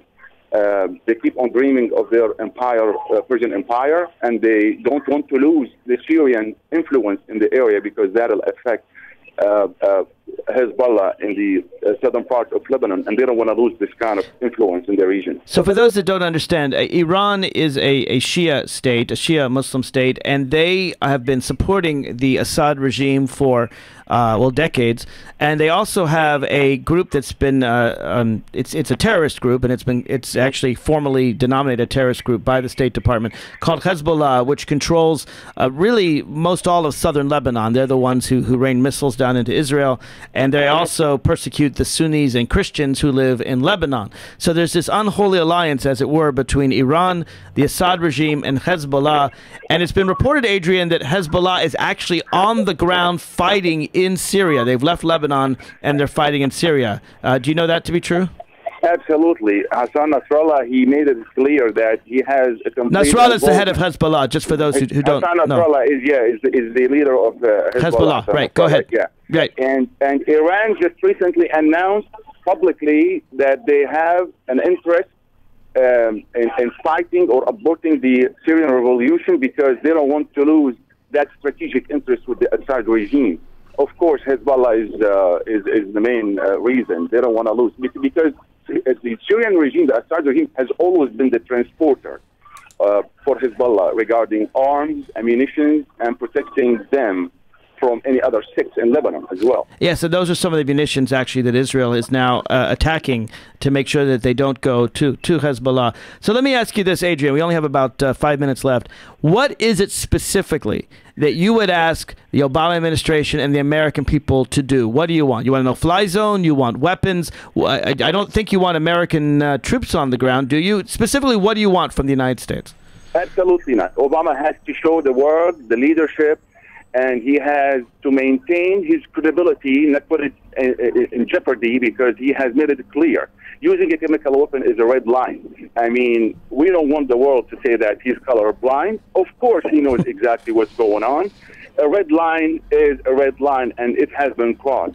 So what would you have us do? What would you ask President Obama to do specifically? We need to arm the rebels. We need to arm them, and we need to make sure who are the rebels. So we need heavy involvement. We don't need no boots on the ground in Syria. Just enough logistics in the northern part of Syria bordering Turkey, they can help those rebels with all kinds of logistics and minimal armament.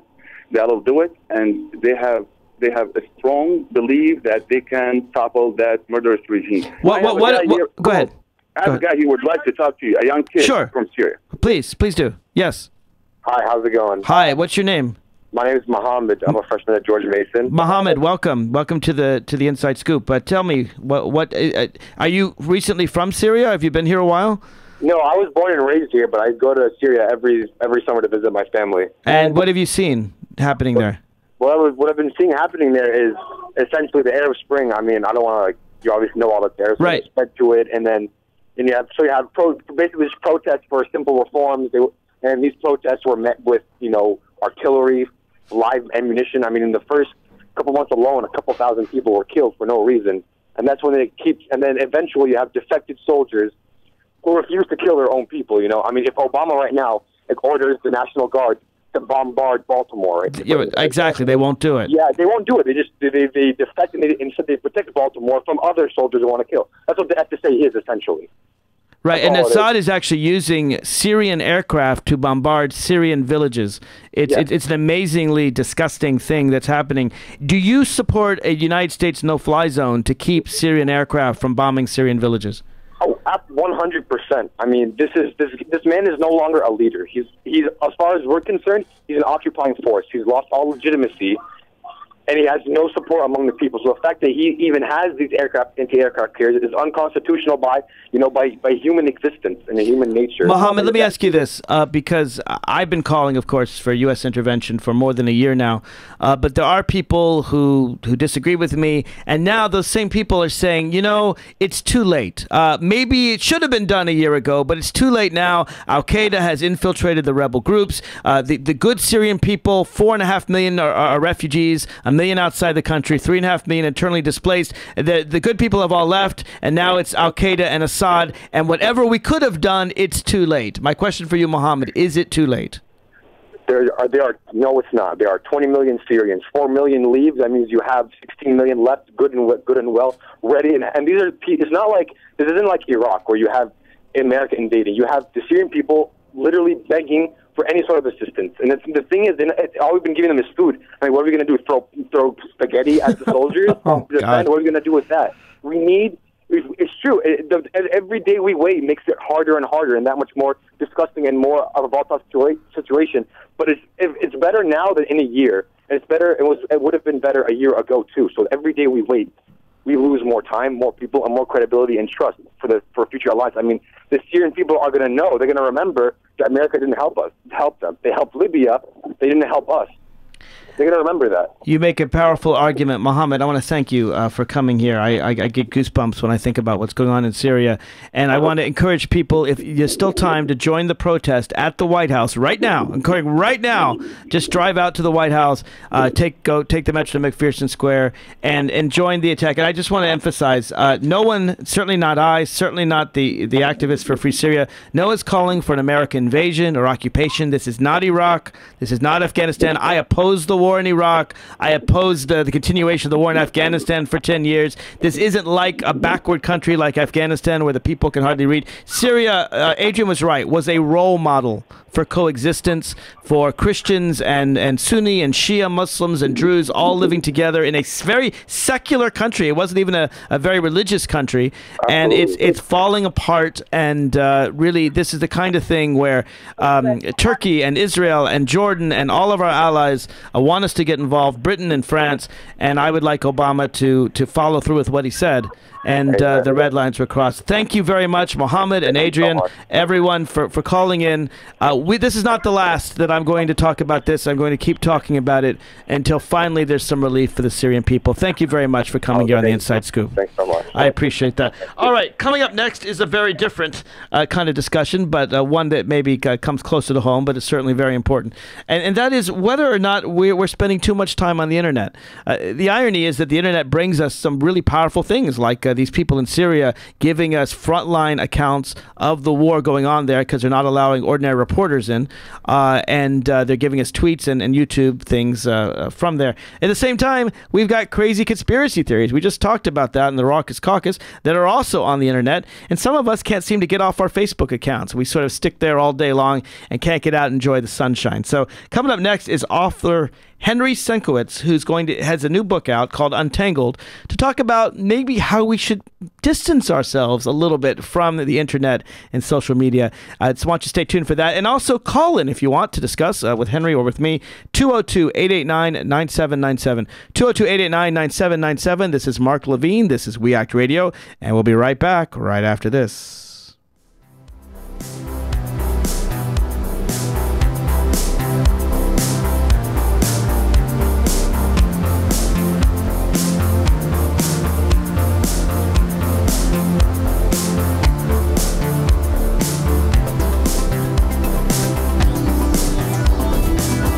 You're listening to WPWC, We Act Radio, 1480 AM, weactradio.com. Take Action News with David Schuster, Saturdays from 12 to 3 on We Act Radio, 1480 AM, and weactradio.com. Well, for me, it's always been, you report the facts. You report like hell, let the chips fall where they may. And the truth ultimately is what's going to sort of help our society and help all of us. I don't think progressives want a thumb on the scale on the facts. They just want the facts out there. You let the facts out, and progressives will tell you, we're going to win 70% of the time.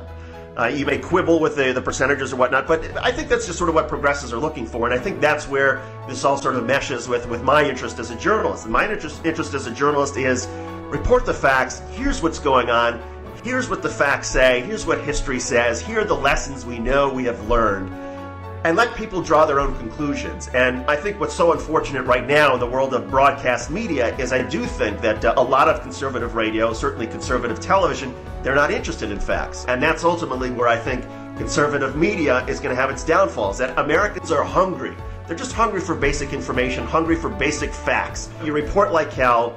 You let the chips fall where they may. I think it's natural for all of us who care, who are passionate about politics, who feel like we have a sense about the difference between right and wrong. I think it's okay to let that be part of your coverage. It's important for all of us as broadcasters and journalists. In this day and age, we have to be authentic. You can't be the person who's up in the ivory tower that comes down and tells people, now you must eat your peas. No, it's all about, we all have personalities, and I think it's being aware sometimes of our own bias, but also being open to the idea that sometimes we're wrong, but we have a dialogue, and we have a passionate dialogue, and we care about this country, we care about this community, and I think that sort of passion is what carries us through.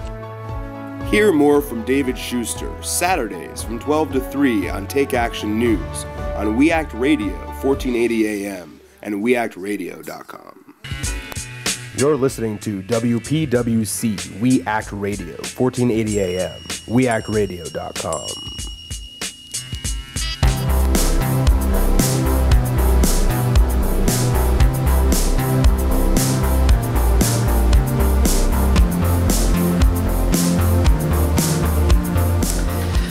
Welcome back to the Inside Scoop. I'm your host, Mark Levine. If you haven't heard the news, it's really strange stuff going on in Syria right now. You probably know that 70,000 at least have been massacred. That, by the way, that's the minimum number from the United Nations. It dates back to 2011. It's probably well over 100,000, if not over 200,000 innocent people massacred by a vicious dictator, Bashar Assad, who's not just a vicious dictator, but is one supported by our enemies. What's interesting, in the past, we've had vicious dictators like Mubarak, or the Shah of Iran, or others that we've supported. This is a guy supported by Russia, Iran, the terrorist group Hezbollah. It would seem to be a clear target. I mean, this is a guy killing innocent people, that helping no U.S. interests.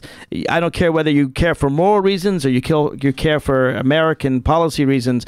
I think we need to do something to help the Syrian people. I recognize that the American people are tired of war after Iraq and Afghanistan. I've been calling for our troops to come home from there for years now. This is a cause I think is Well, it's worthy. Remember Rwanda, we did nothing. In Darfur, we did nothing. In Cambodia, we did nothing. This is our chance to be on the right side of history. I did promise you author Henry Sienkiewicz on Untangled. We will get to him, I promise, in about 15 minutes. But I do want to get one last guest on who actually saw, I believe, he's going by the name Ronnie. We're not going to use his real name because I don't want him to get in trouble with the regime. But Ronnie, your family is still in Syria right now, right? Yes. Tell me what happened to your family in Syria. My father-in-law, who's 88 years old, 2 years ago was in front of my sister-in-law's house, and he was kidnapped from there. And we kept asking everybody, "What is he?" He just disappeared. 88-year-old man disappeared. Yeah, because he opposed the regime, and they felt he may, because we are from the minority in Syria, and they felt he may be a threat because they want to try to portray the war there as between Sunni and other people. Now this is interesting. So you're from the Alawi minority? No, we're from the Druze minority. The Druze minority, okay. But the Druze are not Sunni, and what you're showing is that it's not just a Sunni Muslim cause, it's a cause for all the Syrian people. Yes, it is. But here's what I find interesting. Your 88-year-old father-in-law surely was not able enough to pick up arms and to attack the Syrian regime. Clearly he posed no physical threat to the regime. To be honest with you, they don't care. These people, they have killed children who are 12 and 14-year-old kids just to punish their parents. These people have, they don't have any mercy. They feel that this is the way you teach people a lesson by massacring the whole family. Just the last 2-3 days in a town on the west coast of Syria, whole villages have been, massacred. We don't have exact numbers because nobody could verify what's left, what's not. Everybody who's alive running away from their towns. And the problem is, we don't see an end. The regime is, like you said, supported by Hezbollah and by Iran, and they're giving them a lot of manpower, a lot of money and weapons. And of course, you point out you're not on CNN. The reason you're not on CNN, that's not really CNN's fault. I mean, they could risk their lives to go in there, but the Assad regime does not allow any reporters in there. So when there's the war in Libya, people could see pictures. It's in Syria, you have to smuggle them out on the internet. And yes, they kill them. There's few reporters who were killed by the Syrian regime. If they know that you're a reporter, they target you. That's exactly right. Reporters, Western reporters, as well as Syrian reporters, have been killed by the regime. Well, Ronnie, I wish you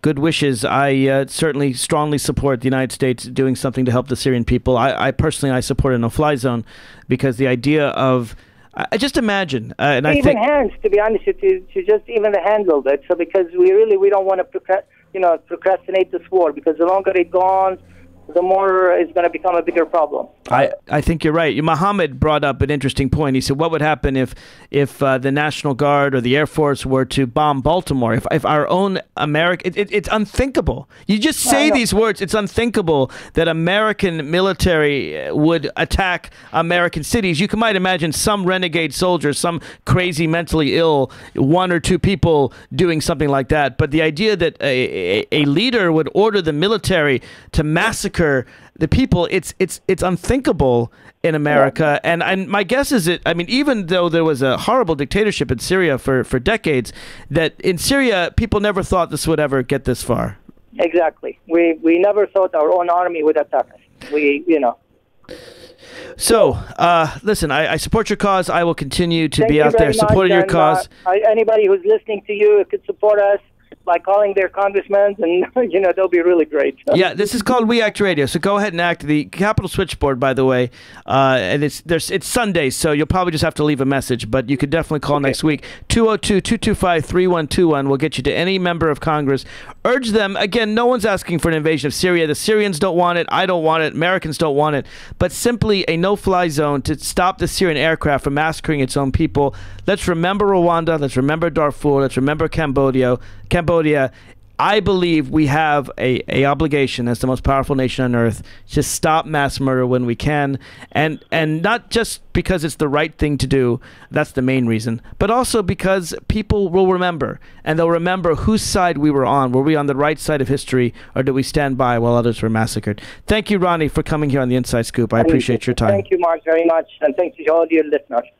If you want to join in the protest, it's occurring right now at the White House. All you have to do is go down and join the protest right now at the White House and help the people. It's interesting about this issue, and we could take some calls about it later on at 202-889-9797, is it's not your typical liberal conservative issue. It's really an isolationist versus internationalist issue. And there are liberals, no question, people on the left. I've had some of you call into my show who actively believe we should not get involved in Syria.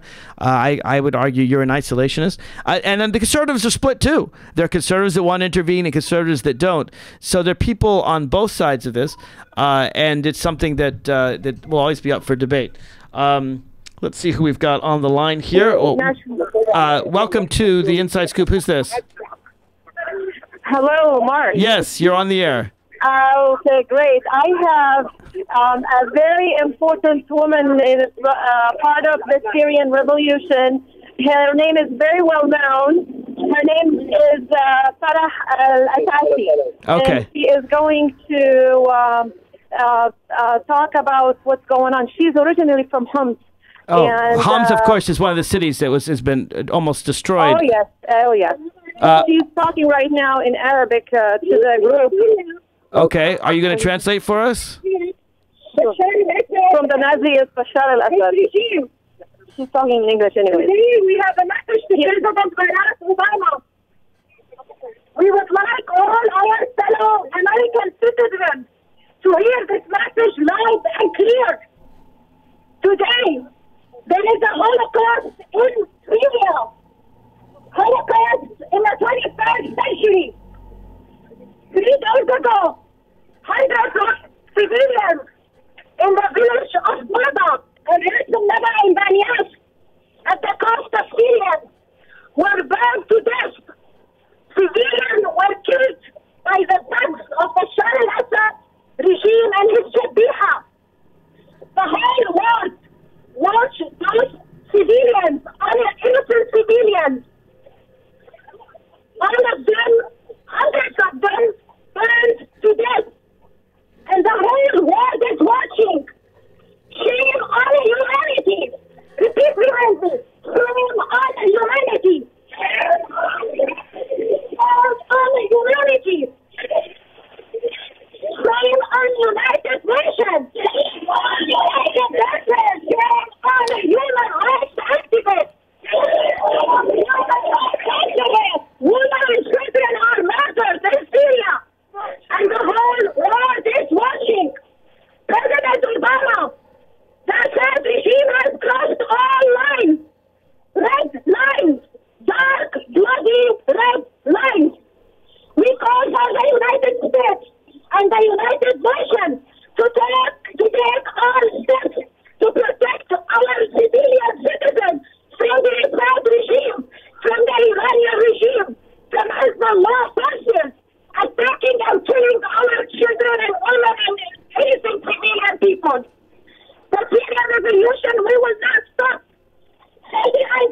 The Syrian revolution will not stop. You're listening to a live protest that's occurring right now at the White House from the Syrians, the activists for a free Syria. Obviously, the passions are high, and the question is whether President Obama will keep his word. He said that if the Syrian regime used chemical weapons, that would be a red line, that would be a game changer, that would cause the United States to come in and help the Syrian people. The evidence is now overwhelming. Even the United States has admitted that they've used them. Now they're saying they use them in small quantities. The red line appears to be changing, and the question is whether President Obama will help the Syrian people. The Syrian civilians. We want our simple human rights to protect our families. We want our human rights to protect our families. The Syrian revolution is going on and on. Mark? Yes. Yes, so you heard Ms. Atashi is very, very well outspoken, and she's been all over the world representing the Syrian women and the Syrian people in the United States. And we played her right here on the Inside Scoop, and I want to thank you for calling back and for doing that. This will not be the end, I guarantee you. I will promise I will keep on this topic until and unless there's peace in Syria. So thank you very much. Thank you so much for all your support, for all the people who are supporting us, including the Israeli people. Thank you so much, and may God bless. Thank you. God bless you, and thank you very much for calling in. Take care. Bye-bye. All right. Well, it's an emotional issue, and I don't blame them. Their country is being ripped apart. This was a peaceful country, and it was one where, there was a dictator in charge, and the people simply wanted, as part of the Arab Spring, to have equal rights, to not live under a police state where everything they say is being watched and monitored, where there's a secret police. And Syria is a very modern country. This isn't like Afghanistan, where most people are illiterate. These are literate people. Damascus is, I think, the oldest capital city on earth. It's been around for 5,000 years. And sadly, a lot of the wonderful treasures, archaeological treasures, crusader castles, and ancient palaces are being destroyed in this war. But most importantly, of course, is the human cost. Hundreds of thousands of innocent men, women, and children dead. Millions are being exiled, and a once prospering, populous country is being, decimated. There is some good stuff, though, that I think can come out of this. The irony is that they say, I'm messing up the slogan, but hard times make for interesting bedfellows. I'm sure I'm ruining the cliche. But the point is sometimes enemies can become friends in the worst of times. And in this case, ironically, Syria and Israel, countries that have been at war for 60 years, are joining together against the Assad regime. Again, also with Turkey and Jordan. These are moderate Arab Muslim countries joining with Israel, all in the fight to help the Syrian people. To me, if this is not a cause we can support, I'm not sure what one is. This isn't about oil. It's simply about human rights and justice. So I want to thank all my callers for calling in. I'm going to take a quick break. When I come back, I do have a change of pace. Henry Sekowitz is the author of Untangled. And, many of us sit around and we spend all our days on Facebook and tweeting and looking up the internet. And sometimes I think I was just on the internet yesterday and someone said to me, "Oh, it's a beautiful day outside," and I'd hardly noticed. So maybe I need to see a psychiatrist, or maybe I just need to read Henry's book, Untangled, and find out how I can actually leave the internet and go out and enjoy the sun. It's harder sometimes than you think. We'll be right back with him, and also with your calls if you want to talk about the internet and social media and whether or not you ever want to get untangled. Give us a call at 202-889-9797. This is Mark Levine. This is the Inside Scoop. We'll be right back right after this.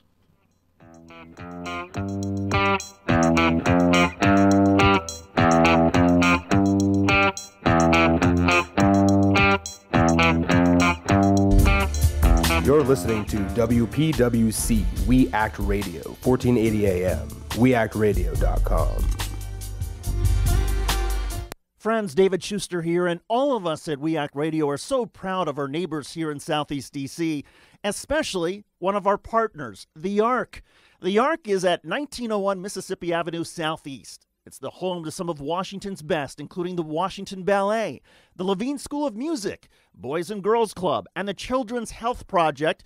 All provide a number of programs and services within the very same facility. The Ark is also home to the Ark Theater, the only theater east of the river, which hosts a variety of dance, music, and theatrical shows each year. Almost everything you could want is at the Ark, so stop by and see them. The Ark, 1901 Mississippi Avenue in Southeast. For more information, visit the Ark's website, www.thearkdc.org, or call 202-889-5901. The Ark, part of Southeast D.C. You're listening to WPWC We Act Radio, 1480 AM, weactradio.com.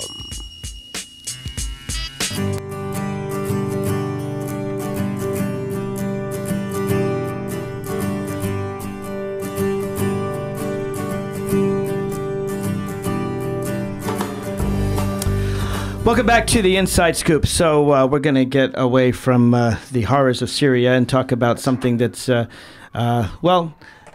awful in its own way, but definitely not on the scale of what's going on in Syria. But when we talk about things that go on in America, some of it is that we're wrapped too much into the things that go on the internet. And author Henry Sienkiewicz has a new book out called Untangled, and he's going to tell us how to get away from some of these things. So, Henry, welcome to the Inside Scoop. Hey, Mark. Thanks for letting me have a chance to talk with you and your listeners. It's really a pleasure to hear you, and although I have to say I've been absolutely overwhelmed with emotion from the last few segments. Yeah, it's a powerful thing, and I try to deal with all kinds of topics. It's kind of a sharp difference from Syria on to social media, but social media is something that Americans, most of us, are faced with every day. I guess I don't know about you, but I have about 100 emails in my box, and most of them appear to be from Facebook. I'm not sure, or tweeting. Yeah, I wish in my daily life I live very much in the technology space, and I wish 100 emails is sort of at the low volume of that. And then I've got a whole Twitter set of followers just because of all the technology stuff I've done over the years. And so, I mean, I've got like over 40,000 Twitter followers just who are sort of watching me, which just kind of overwhelms me on so many levels. That's amazing. Well, I hope you tweeted out today's radio show so people can listen in. Oh, yeah, it's all out there. So tell us, for those of my audience that don't know who you are when you say you're in the technology space. What does that even mean? Well, actually, I do a whole bunch of things. I'm very much inside inside cyberspace and the cybersecurity world, and then as well as being considered one of the fathers of cloud computing. I mean, most notably this year I was named Computer World's Premier 100, so the 100 top technologists in their mind for this year. I feel a little old when they did that. It's a lifetime achievement award. That's very impressive. So when my computer goes down, I just go to you, basically. You could do that. I mean, I could probably help you out a whole bunch. But that's like going to the president when you've got a pothole in your sidewalk, and you call President Obama, fix my pothole. Well, Henry will fix my computer. Mark, I don't know if you've ever my mother. I mean, she will do that to me on a regular basis. There you go. Although she brought up something that you just brought up right before you went into the next segment. And that was yesterday. You were talking to friends, and they were saying, "What a beautiful day!" Right. And we were down in Florida for the holidays in December, and there we all were, just kind of living in our little electronic media world. And my mother, who's in her early 80s, made the comment, and she said, "I just want you all to talk to me. You're all here. You're all down in Florida. The weather is beautiful. You just need to talk to me." And it was very precedent. I mean, it's very much what I was writing about in the book. And I mean, and Untangled is dealing with this whole notion of this overwhelming volume, velocity, and variety of entanglements in your life. I mean, is it social media driven? Yeah. Is it Twitter driven? Yeah. Is it just all these other things that are just bombarding It's also your us? mother calling you all the time saying, "Why haven't you called me like you should? Why aren't you a good son?" I don't That's have an that. entanglement too? That is an entanglement. Relationships are an entanglement. Your career is an entanglement. Sure. All of this stuff are your entanglements. And it's how you're dealing with all this stuff that is just grabbing onto you. And as I characterize in the book, all these little things, these little vines that are catching you on this journey as you're traveling down the path that you're living. So now this is your second book, your third book. I lose count how many books you've done. This is my second book. Okay. First book came out in 2006, and it was called Centerline. And it dealt with trying to find organizational, interpersonal balance, and looking at that from a dynamics perspective. And then that sounds like a lot of good jargon and gobbledygook to me. Do you know what? As a radio host, some kind of double-think perspective. Come on, help me out here. Well, it was sitting down and trying to figure out how do you find balance in your life. And this is actually very much a follow-on to that, but looking at a little bit more of a nuance. And what I tried to do here, and I don't think I achieved as well in the first one, was to try to make this much more approachable. I mean, their initial reviews are coming in, and it's been I've been a little overwhelmed. Don't you just go up to the mountaintop and speak to the Zen master and then and meditate? Isn't that the way out? Yeah. Do you know what? Actually, that's one of those things I rail against in the book. Oh, okay. Is that St. Augustine really wrote about three ways of life: an active way, a contemplative way, and what he characterized as that third way, an active contemplation.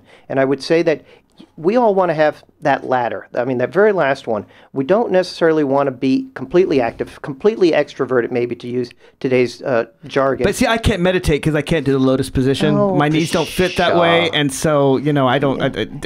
You can find meditation in this in any space in your life. I mean, I was at a Kentucky Derby party last night and talking to a few friends, and one of the the book came up because it's just kind of hitting me in my life right now. And we were talking about all these other places you can find peace. And I would say that in this notion of contemplation, you have to embrace silence, stillness, and solitude. I mean, you just have to find places to carve that out. I will tell you that one of the best places for me in my life is that 14-hour plus trip in the car by myself down to Florida once or twice a year. I mean, it's a completely disconnected. Turn the radio off. Only if there's no traffic and the radio is actually getting the right tunes to. And then what happens to me is I always get speeding tickets because I'm in that zone. I'm happy. I'm contemplative, and I'm going 75 miles an hour. And it depends on the drive, and it depends a lot on where you're what you're listening to. That's true. It is the music. If I listen to slow tunes, I'm not going to go that fast. Well, slow tunes in a traffic jam may not actually be the best thing. Suicidal tunes, perhaps. Yeah. But I find, and everyone has their own thing, I find personally that when I need to contemplate, when I need some relaxation, I tend to go to nature. I go to the Potomac River, I go to the mountains. That nature somehow does it for me in a way that somehow sitting at home in front of my computer does not. Well, I think you're absolutely correct. I used the backdrop. The narrative arc inside the book is a hike I took with a Boy Scout troop I was running a few decades ago in Taiwan, and it was a cross-island hike. They have Boy Scouts in Taiwan? They do, actually. They have American Boy Scouts in Taiwan. I did not know that. See how much you learn here on React Radio? In fact, I think they still have 3 troops to the last time I checked. 3 troops. Three different troops. That's different 3 boys. No, 3. It's a few more than that. I mean, they're all Americans. All right, so you're in Taiwan, and you're in the forest of Taiwan. I don't know. We're right in the middle of the island, and so we were going through Aboriginal homeland. Okay.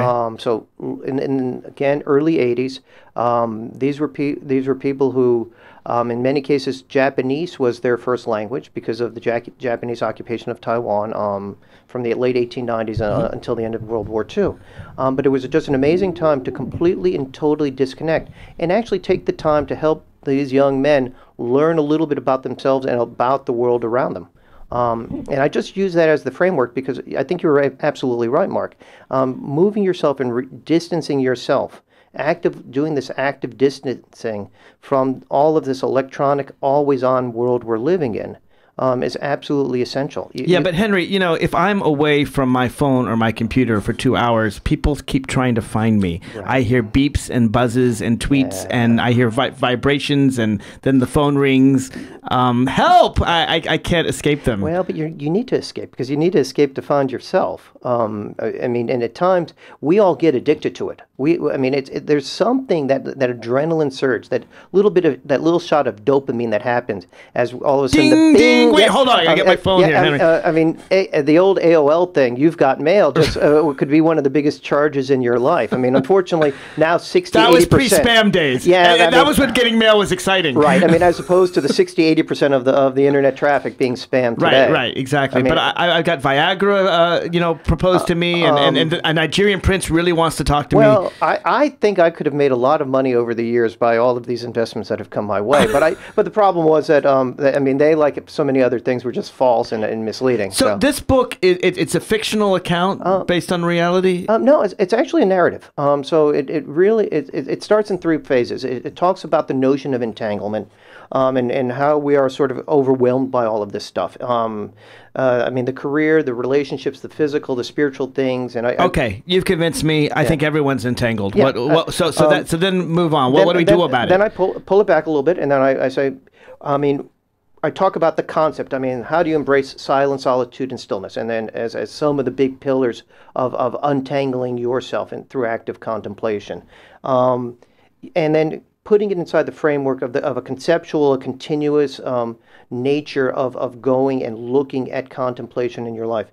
And then I end it. The last half actually of the book has a few concrete steps, and I don't say, here is your 12-step program to untangling. I can't do that. If you want me to do that, Wrong writer. No, but here's the thing. Look, I'm a talk radio host, which means I'm a loudmouth. I talk a lot. In radio, silence is death. Yeah. It's in fact, there's actually when people say radio silence, they mean ultimate death. The worst thing you can have on this microphone is no sound. Yeah. So in this ADHD, attention deficit, high deficit. I don't even know what the thing means. Hyperactivity disorder. Yeah. Thank you very much. There, that was Jeffrey helping out. In this, where we need stimulation every single moment. We can't stop. How could someone like me, or someone like many of the people who are listening to us right now?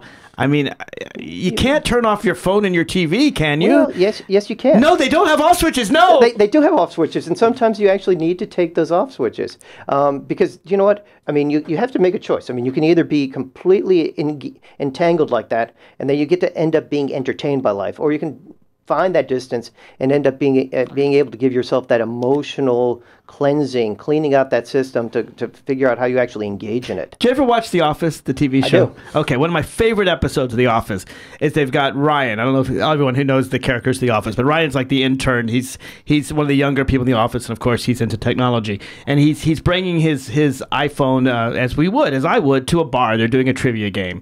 They're playing the trivia game, and the guy says to Ryan, sorry, you can't use your phone in the trivia game because you could look up the question in Google. Please give me your phone. And Ryan is like reaching out, like, no, don't take my phone. Anyway, they take his phone away, and Ryan goes on about 20 more seconds in the trivia game. He's like, no, I can't do it, and he runs back, gets his phone, and leaves the game. I mean, we are tethered to this world, this cyber world. So, what's the benefits of letting go? Well, I think there are a lot of benefits, although I will say that I'm fortunate at times. I live in a classified world as well. And so when we walk into some of these other facilities, we actually have to hand over all of our devices. Oh, wow. So those devices don't get to come into us. So do you know what? Then we actually have to sit into a meeting and pay attention. What's that? Yeah. Well, speaking of paying attention, I got a phone call right now. So let's see if someone actually wants to join into this conversation. You're on the air. Welcome to We Act Radio. Who's this? Hey, Mark. It's Michael, SW, from Bronx, New York City. Michael from the Bronx. Do you have a comment to our guest, Henry, about the entanglement of the Internet? Actually, I do. And as much as I find your guest to be quite informative, I'm in slight disagreement with him. Okay. And the reason being is that at this day and age, when you do a comparison of all the fact findings, and especially when we're being briefed with news, you look at the television and you see stuff that's reported, but then when you're on the Internet, on Facebook, you're seeing things that have not been reported. And I think that is how we are becoming more informed and more detailed. That's a good point, Michael. Let me raise it to Henry. So Henry, Michael makes the point. It's actually the point I made with the Syrian guest. There's information you get from the Internet that's not being shown in your mainstream news sources. Right. No, and I actually, for the guest, I absolutely agree. I mean, I remember many years ago getting a magazine that did monthly press clippings of the world press. Just because I wanted to get a different perspective. I've been fortunate. I've lived overseas a whole bunch of my life. And, I mean, it's always great to hear these other media sources. I used to curl up in college with the shortwave radio to just go and get other media so that you could get these other perspectives. So you're not saying turn off the Internet. You're just saying turn it off for a few hours a day. Right. Or find a way so that you're not always just inside that digital envelope, so that you're able to go there and be able to detox yourself. I mean, it's very much like when you go on a fast of some sort. I mean, and not a purge, a fast. Or you take caffeine out of your life. I mean, all of a sudden you get a different clarity and you get a different sense of direction. The question here is, how do you find a little bit of distance to be able to pull some of these other influences out of your life, and then get to repack your bags? I mean, so Michael, I think what he's saying, he's not saying turn it off entirely, unplug it, throw away your computer. I mean, this is a technology guy after all who's talking to us. He's just saying for what, an hour a day, 2 hours a day, whatever you believe is necessary. Again, because at times you need to clean out a little bit more at the beginning, and then you just need to find those periods where you can go there and end up thinking for yourself. Because, Michael, I mean, at times what ends up happening is and Mark, this is not to be... Go ahead. I know your job. Bring it on. I can take it. Is that at times we listen to the radio, we listen to the TV, but at times we need to be able to stop and think for ourselves. And I think that's actually what you challenge your listeners to do, is to stop and think for themselves. Absolutely. And I strongly agree that when you're not listening to my show, you should turn off the radio. So I'm fine with that. Go ahead, Michael. Go, Michael. That's exactly where I was going with that, because the thing is that when we see stuff on Facebook and we're not seeing on the mainstream media, I, for one, feel that I'm not going to keep it to myself. I'm connected with so many friends. You want to spread the word and make sure everyone knows the truth for the sake of not just only yourself, but your fellow Americans. Yeah. And you don't want to get screwed by the people who's committing the injustice. Oh, no, I would completely agree with that. Yeah. I mean, and sharing these and having the ability to have these friends that you can trust to share these questions and these comments and what you're thinking about. I think as I go through the book, I mean, I talk a great deal about finding that distance, and I ended up with, how do you allow yourself to awaken beauty in your life? I mean, it's that notion of, I mean, we get overwhelmed, and I mean, I go on and on about the difference between glamour and beauty, so that we don't have these little cotton candy ideas. Right. We actually have some meaningful ideas. Yeah, but don't get me wrong, though. I definitely understand what you're saying. In fact, it's a beautiful day outside here in New York City. I'm getting ready to go out and enjoy it. Well, go out and enjoy the day as soon as the show's over. Or you know what you can do? You can actually listen on your iPhone to my show as you're going out and enjoying the day. I'm sorry. I'm actually going totally against Henry's thesis here. But thank you for your call, Michael. I always appreciate when you call in. Always. Good day, gentlemen. Thank you, Michael. Yeah, see, so I just totally ruined your whole thesis, because I said listen to my show but you can. I mean, you can listen. Go to marklevinetalk.com. You can listen on your iPhone, and you can actually do two things at once. You can. You can, but no, that's okay. It's all right. I'm basically plugging my show, but what you're saying is that you should actually turn everything off at some point during the day, just for your mental. Yeah, you actually, it's more than just turning things off, because because that's the silence. I mean, there's also finding a place to quiet down, and that's that notion of stillness.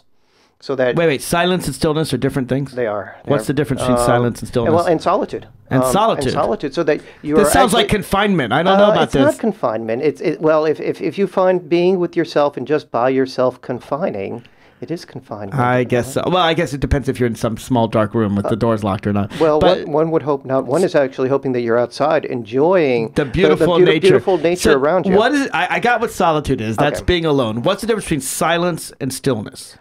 Silence is actually not having a lot of that audio bombardment around you, so that you're able to remove yourself and all of those types of entanglements. And then stillness is actually sitting down and not fidgeting and not going there and just always being in motion. You can be quietly in motion, but at times you just need to stop. And for those who are watching the webcast, I'm moving my hands back and forth in this whole notion of anti-stillness. But I mean, because But working out is good for me. I need the exercise. Right, and that is part of it. But that's not necessary. But meditation is also good for you. Although at times I also contend that contemplation is a little bit different than prayer or meditation. I mean, meditation at times is looking inward. Contemplation is looking around you, and then prayer is this whole notion of looking to some other higher being. So, I mean, I try to find again. Walking a very thin line that St. Augustine laid out. I mean, that line. So, again, the name of your book is Untangled. Yep. I assume they can find it at Amazon? Amazon, Barnes & Nobles, any of the major online outlets. You can buy it from the website, www.untangledthebook.com. It's available on Kindle. It's available on Nook. And I'll put a link to it on my website when we're done with this broadcast at marklevinetalk.com. Henry Senkowitz, thank you for coming into the studio and then sharing your wisdom with us. Oh, great. Thanks for seeing you, Mark. I appreciate it so much. When we come back, I have some thoughts on Jason Collins. I want to talk about the first male pro basketball star, actually the first of any of the major sports to come out of the closet, and I've got some thoughts on that. If you want to call in, it's 202-889-9797. We'll be right back with more of the Inside Scoop right after this.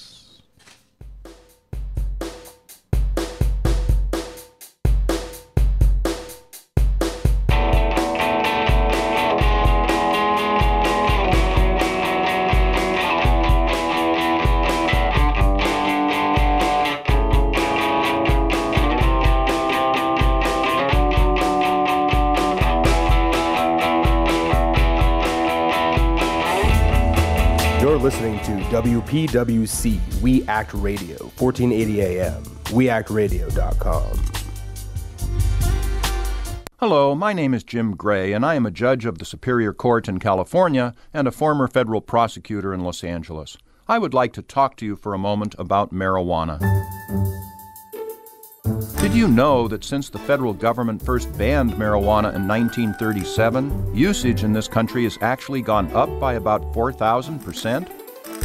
Or did you know that in the Netherlands, where adults are allowed to possess small amounts of marijuana and buy it from government-regulated businesses, fewer adults and fewer teenagers smoke marijuana than here in our country? Or that an American is arrested on marijuana charges every 38 seconds? If you are wondering if any of this makes sense, you are not alone. To find out more, contact the Marijuana Policy Project at 1-877-JOIN-MPP or visit them on the web at mpp.org. Thank you, and good luck to us all.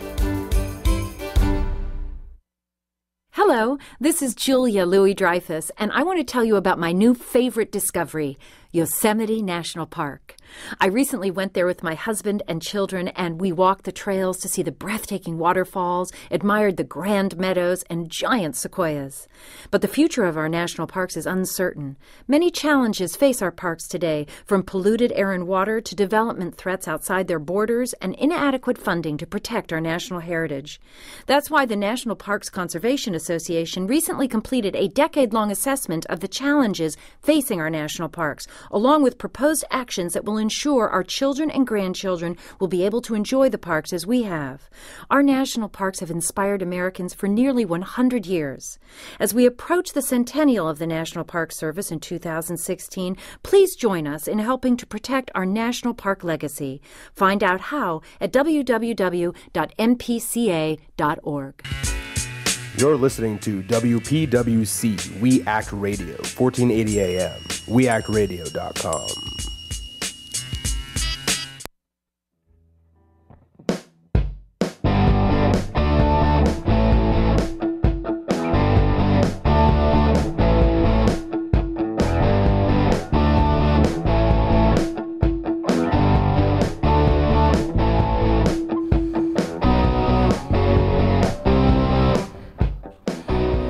Welcome back to the Inside Scoop. This is Mark Levine. So I've had three very different topics today. Everything from the situation in Syria to getting unentangled from the internet to something that, I think is quite important. I'm talking about Jason Collins coming out as gay. He is, of course, the first male athlete in a major U.S. sport. Of course, major is all we can always argue about it. But most people talk about American sports. They talk about the big four, right? It's basketball, baseball, football, of course, and hockey. Some people even leave out hockey. But, of course, Jason Collins coming out was big news. Now, it's amazing to me how many people have already been attacking this guy. They don't attack him so much for being gay. They attack him, I think, for trying to get some kind of publicity out of this, as if there's something wrong with that. I had on the air, on the Inside Scoop TV show, a Republican strategist who was basically saying, you know, this guy is just trying to increase, to make his career go, and you know, he's not the best athlete in his division, you know, in you know, scoring and so forth. And I just thought that was kind of churlish, to use an old-fashioned word, kind of mean, kind of unfair. I think you got to be pretty good to be in the NBA to begin with. Thank you very much. Jason Collins has been on 6 different teams. He's largely a defensive player. He's a big guy. He's 7 feet tall. And he is known for being a heavy, hard-hitting defensive player. In fact, I think that breaks a lot of the stereotypes of a gay person, to be someone who's that fighting and that defensive and that strong physically as well as mentally. But I think that it's also unfair because he is the first, and I think more will come, and someone has to be the first. And frankly, I'm disappointed that we still need to have these kinds of firsts in America. And I look forward to the day when will have the last of the firsts, right? I mean, it just seems like for the last few decades, ever since, I guess, Jackie Robinson integrated in baseball, first black man, first woman on the Supreme Court, first black president, African-American president, and now the first person to come out as gay on a sports team. But he won't be the last. There'll be the first football player. There will be the first hockey player. There will be the first baseball player. And then, one day, there will be no more firsts. One day, every aspect of America will be open to everyone. Male, female, black, white, gay, straight, transgender, Jewish, Christian, Muslim, atheist, poor, rich, every segment of society. And to me, that's what America is all about. To me, that's what makes America strong. It is our diversity. It is the variance amongst us that makes us such a strong nation. I mean, every other nation on earth has one ethnicity, maybe two, maybe three. We are the country of everyone. And that means everyone, regardless of race, regardless of gender, and definitely regardless of sexual orientation. So for all those people, like my Republican guest, who say, it's no big deal what Jason Collins did, I say, if it's no big deal, how come no one did it before? If it's no big deal, why is the first male athlete to make this announcement in 2013? If it's no big deal, ask yourself this. All the gay athletes who've ever come out of the closet in baseball, football, basketball, and hockey, every one of them is at least 7 feet tall. And that'll tell you how rare it is and how brave it is for Jason Collins to come out. You know, he followed in a long footsteps of people before. And yes, you don't have to compare bravery, but certainly even more brave was someone like Martina Navratilova. That's bravery. Or Jackie Robinson, for that matter. That's bravery. I mean, there were Dodgers who said that they were not going to play on a team with a black man. And yet, what he did has made a black person on a sports team to be not only uninteresting and extremely common, it's probably the majority. So how do we get there? Well, I think people like Martina Navratilova showed us the way. Think about what she did. This is back in the early 80s.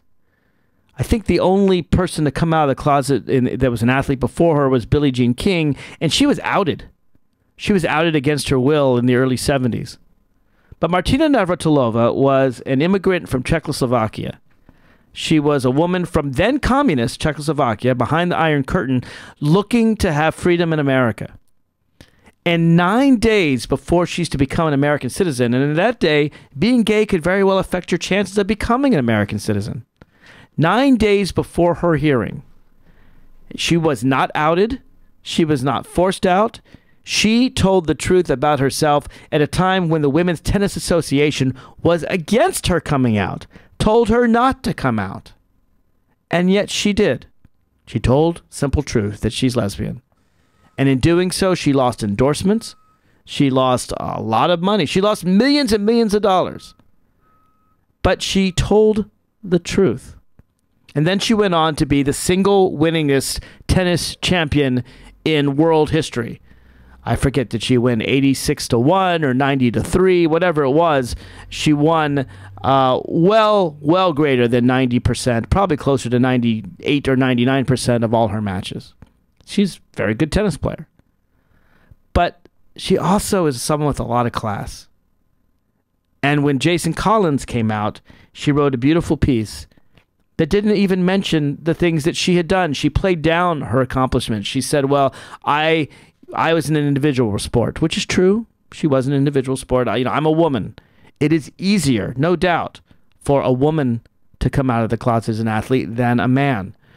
When women NBA players come out as lesbian, people don't think much of it, I guess because sports is seen as a masculine endeavor. And then comes Jason Collins. Jason Collins, who secretly wore on his uniform the number 98 in honor of Matthew Shepard, the young gay man who was literally crucified on a rail fence in Wyoming and left to die in 1998. Now, 1998 was only 15 years ago.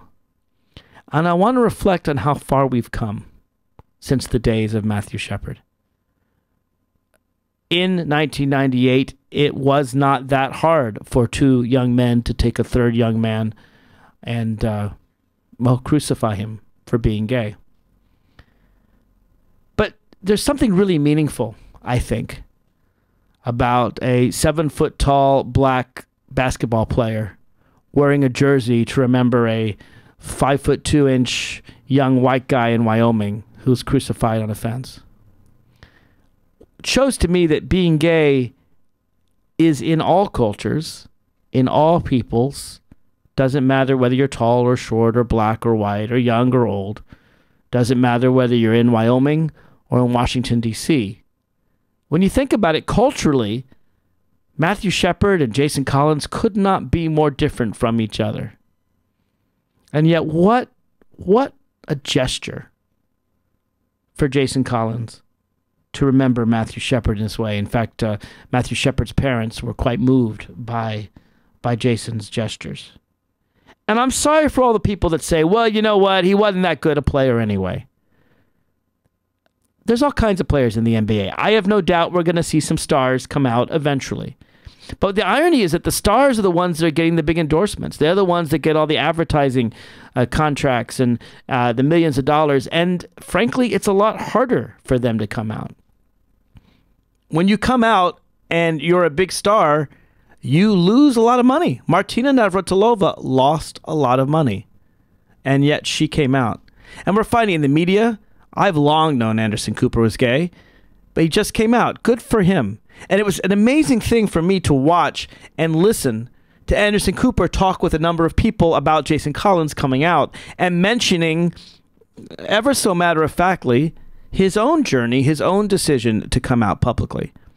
I mean, most of these people like Anderson Cooper had been out publicly to his friends and family for a long time, but he was afraid it would hurt his career. And of course, Anderson Cooper is very talented and has done quite well. I myself have been out of the closet since long before I was in radio. I was out when I worked for Congressman Barney Frank as his legislative counsel on the Hill. Of course, a gay guy working for a gay congressman, I guess, isn't that unusual. But you got to remember that when I moved here to Washington, D.C., and I lived, and I still live in Virginia, just across the river, it was illegal for gay people to have sex in Virginia. You could be arrested and put in prison, 2 consenting adults, for having sex. In fact, the law was so harsh in Virginia that married couples, male and female married couples, it was against the law to have oral sex. Now, that's not ancient history. That's less than 10 years ago.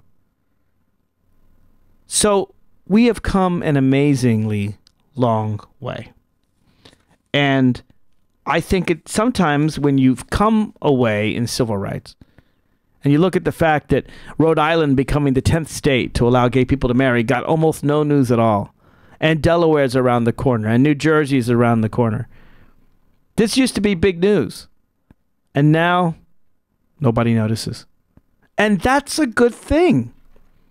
You know, it's still shocking to me that Don't Ask, Don't Tell ended just a year ago. For decades, we had people in the military not allowed to be honest. Not allowed to be honest. People who you would think are taught to be honest, right? Soldiers and airmen and people in the Navy, Marines. You would think integrity would be one of the things they teach in our military. And yet our military was requiring people to lie. Requiring our honorable armed forces who are risking their lives to help America, requiring them to lie. Saying that if you tell the truth, First Amendment, anybody? If you tell the truth, you will be fired. Only if you lie will you be allowed to succeed. And, you know, I can think of very few occupations where lying is a requirement. There are a few. I guess if you work as an undercover agent for the CIA, lying is required. But I guess if you're an actor, heck, if you're a poker player, then lying's part of the game. But if you are simply yourself, trying to be yourself, trying to be true to yourself, trying to tell the truth to the world, and you want to serve your country, until last year, that was illegal. So for all the people that are saying, Jason Collins, I mean, it's not that interesting, so this guy happens to be gay, that's a good thing in a way, because it shows how far we've come. But let's look back just a little bit and recognize how far indeed we have come. The idea that it's uninteresting that a basketball player is gay in itself is an extremely far-reaching idea.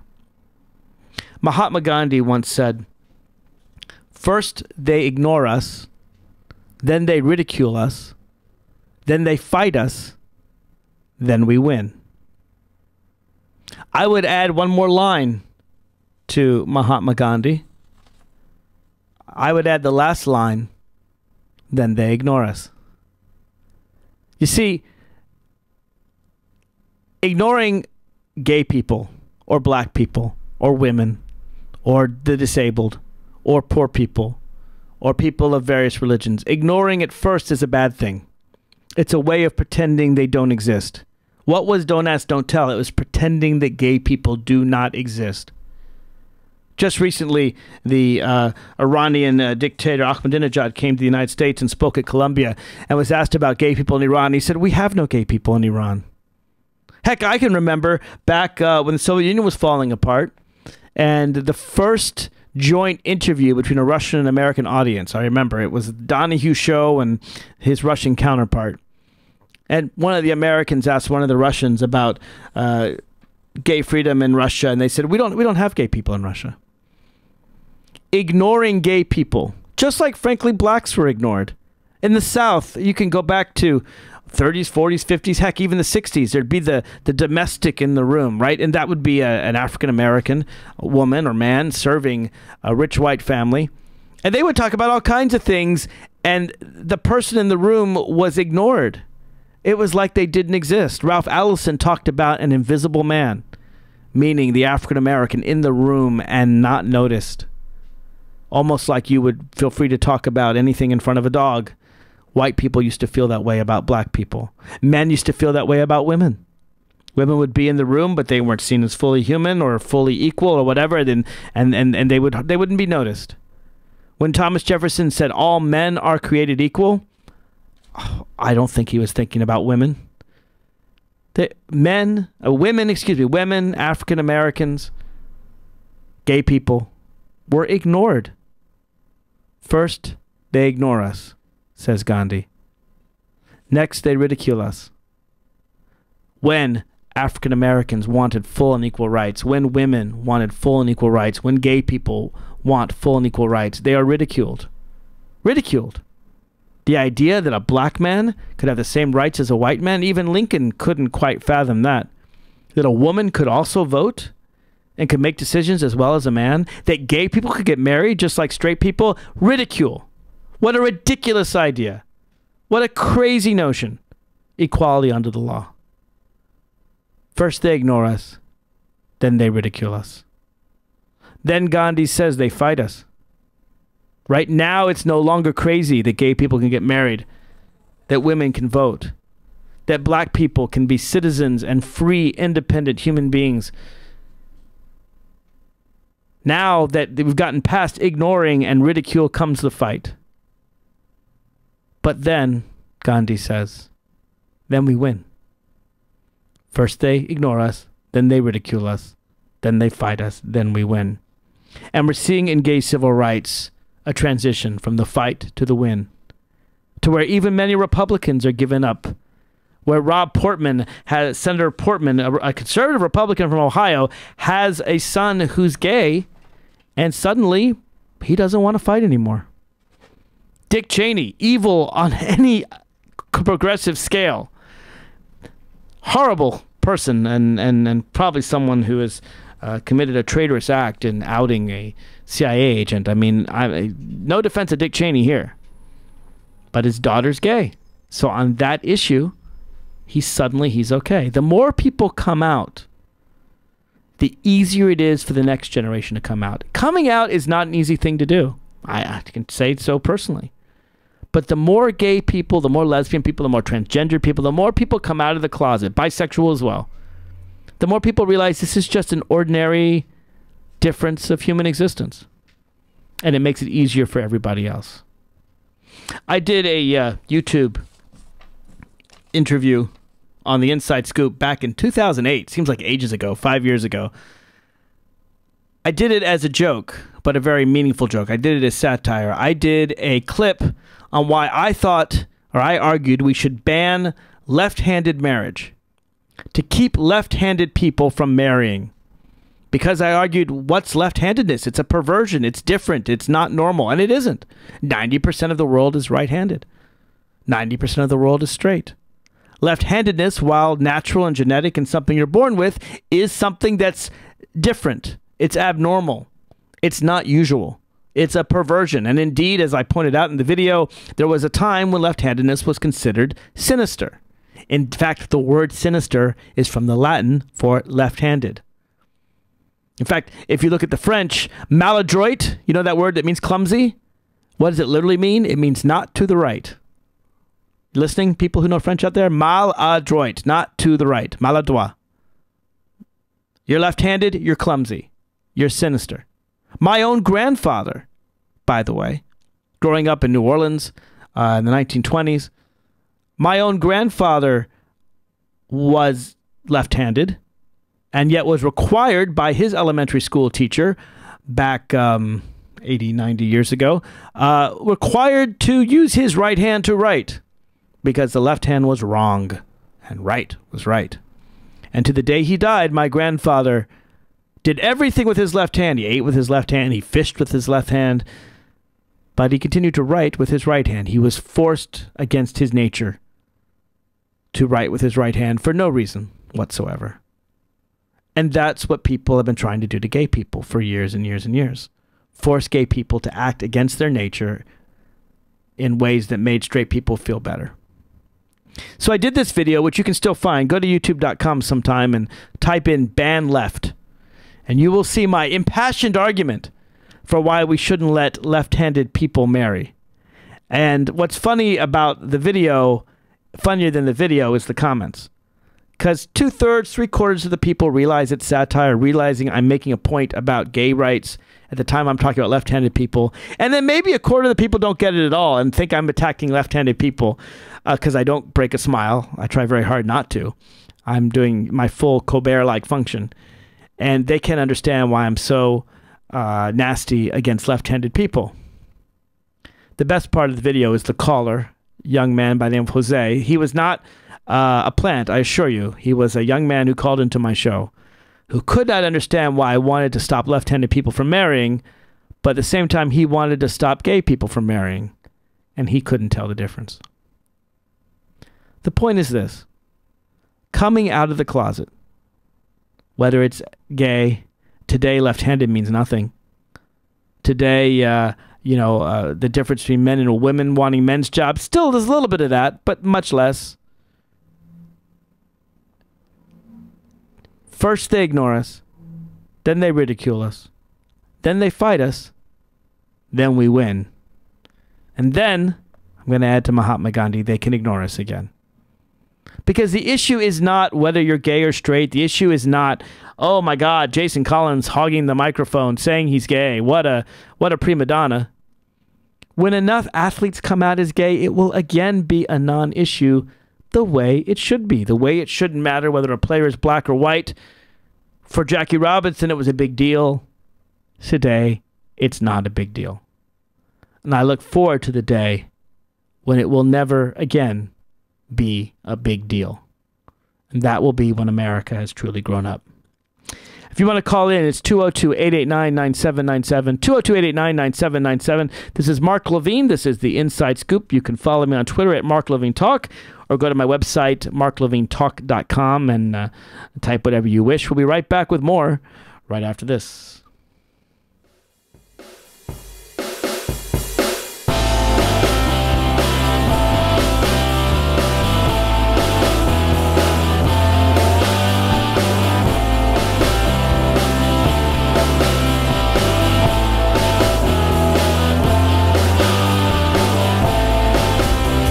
You're listening to WPWC, We Act Radio, 1480 AM, weactradio.com.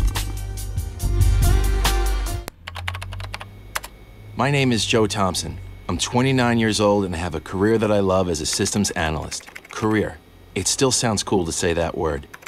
I never could have gotten on this path without a college degree. And if the college me were here, he'd tell you. I never would have gotten to college without Big Brothers Big Sisters. I could have ended up anywhere, on the streets even. But college? Joe Thompson? Not likely. My big brother helped me out.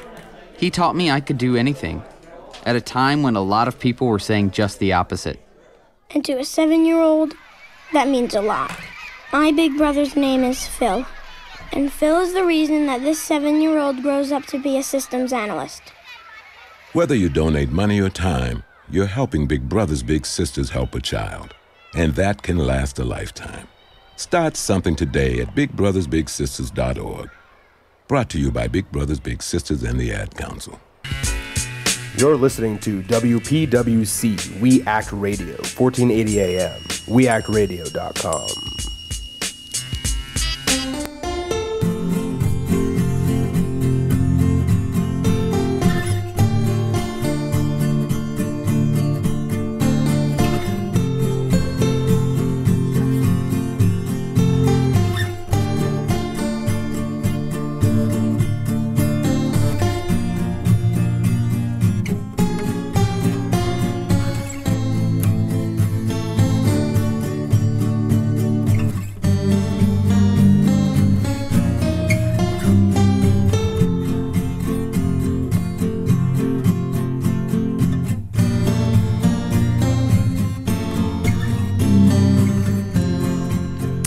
Welcome back to the Inside Scoop. This is Mark Levine talking about Jason Collins coming out of the closet and why it is a big deal still. It's interesting because, of course, athletes have been coming out of the closet for decades now. I brought up that Martina Navratilova came out in the 80s voluntarily. Billie Jean King came out involuntarily in the 1970s, and it really harmed her endorsements and so forth. And that's one of the reasons why it's still brave to come out. But it is easier for it's easier for a woman than for a man. In fact, just a few days before Jason Collins came out, a WNBA star, Brittany Griner, came out, and virtually no one noticed. Yeah, another female athlete coming out, no big deal. And I'm glad it's no big deal for women. Frankly, that's that last stage. Right? That's that last part of Mahatma Gandhi's quote. First they ignore us, then they ridicule us, then they fight us, then we win. Then, this is the Mark Levine edition, then they ignore us again. So I don't really mind, you could say it's sexist, but I don't really mind the fact that people are mostly ignoring Brittany Griner because she's not the first or the second or the fifth or the 10th woman to come out of the closet. But it is fascinating when you think about it, how much easier it is for any woman to come out as lesbian than it is for a guy to come out as gay. And I think that has to do with the misogyny in our culture. You see, it's okay for a woman to act like a man. It's not okay for a man to act like a woman. I want you to think about this. If a woman wants to wear pants, who complains? Maybe 50 years ago, someone might complain you're not wearing a skirt or a dress, but a woman wearing pants, it's a pretty natural thing. Heck, even if a woman wants to wear a tie, the Annie Hall look in the 70s, nobody really will say anything. No one seems to mind a woman wearing man's clothes or taking a man's job, and in fact, it's offensive to even suggest there is such a thing as a man's job, and I agree. But if a man wants to do a woman's job, if a man wants to be a nurse, and there are male nurses out there. If a man wants to be a flight attendant, of course there are male flight attendants out there. We used to call them stewardesses. If a man wants to wear a skirt, and he's not Scottish, and it's not a kilt, and he wants to wear a dress. Who the heck cares? Why does it matter? Why does a woman who wants to wear men's clothes she's entirely normal and natural, and a man who wants to wear women's clothes, he needs psychiatric help? Have you ever thought about why that is? Now, I want to be clear here. I have no desire to put on women's clothes. That's not something I'm into. This isn't about me. But who am I to tell anyone to wear anything? When will we get rid of these notions? I think this idea, and I think the reason why it's easier for a lesbian to come out of the closet than a gay man is precisely because people understand why women want to be men, why women want to be equal, or why women want to have men's clothes, or to have, frankly, men are privileged in our society, way privileged. So when women want those strong privileges, who can blame them? Few do. Maybe there are a few anti-feminists left in this world, and they're awful people. But most of us seem to understand that women deserve equal pay for equal work, equal rights to jobs. I believe women should be in combat. I've been very clear about that. Any woman who can do the job of a man should be able to do the same job, period. Whether that job is combat, whether that job is president of the United States, it doesn't matter what the job is. And that's something that most people understand today. But if a man wants to do a job that is largely thought of as a woman's job, if a man wants to dance, right, in ballet, or be a nurse, or be a flight attendant, what's interesting is that most of the men who've taken these jobs, these, quote, womanly jobs, unquote, many of them are gay. And that's the stereotype, right? A male nurse has to be gay. What about a man who cuts your hair? What about a male florist? Flight attendant? Dancer? Well, they have to be gay. And to be fair, a lot of gay men have taken on these jobs because they want them and because they're not bothered by the stereotype that says you have to be macho, you have to be masculine, and you can't be a masculine florist or flight attendant or nurse. But why the heck not? You know, a male nurse might have the strength to lift a fat person from a bedpan. Of course, a woman might have that strength too. But, you know, a male nurse you might need a good male nurse strong to lift a patient. That's very important. It's this idea of sort of, well, the subsidiary role, that's for women, that's for gay men. What I think Jason Collins shows us is that we still live under these stereotypes. Those of you who think, well, it's no big deal, soon there will be a lot of gay athletes that will come out, and that's true, recognize that we still have a ways to go. Until every man who wants to be a nurse can be a nurse, or a flight attendant, or a florist, or a gymnast, without being thought of as gay, we haven't crossed the line yet. Right? Every woman should be able to do any man's job. Every man should be able to do every woman's job. We should not distinguish in occupation whether someone is male or female, gay or straight. So Jason Collins, thank you for helping us move one step further in that regard. And don't ever think coming out is easy. In the African American community, I would venture it's harder than in the white community. And it's good that he's defied all stereotypes. I remember when Rock Hudson came out. Of course, he was forced out because he had AIDS. But Rock Hudson was this strapping male actor who was praised for his masculinity. Well, Jason Collins, he's 7 feet tall. He's an active bruising player. And I think he stunned and helped people understand that, yes, there's gay people of all shapes and sizes. But let me give a notion out to some other people in power who have more power than Jason Collins, who are still in the closet. Yes, I'm talking to you, Senator... I'm not going to say the name. I'm not going to say the name because even though I think this particular senator from a very democratic state should come out of the closet, because I think when this senator comes out, it will surprise some, not to those of us in Washington. I happen to know of at least 3 senators who are gay in Congress that have not come out. One from a very liberal Democratic state, one from a very conservative Republican state, and one from, I guess, a more moderate state in the middle. But they haven't come out yet. They're not as brave as Tammy Baldwin, the first openly gay senator from Wisconsin. But they need to be. Because the more people come out, the more people realize it's no big deal. The more people understand that that's just part of the nature of humanity.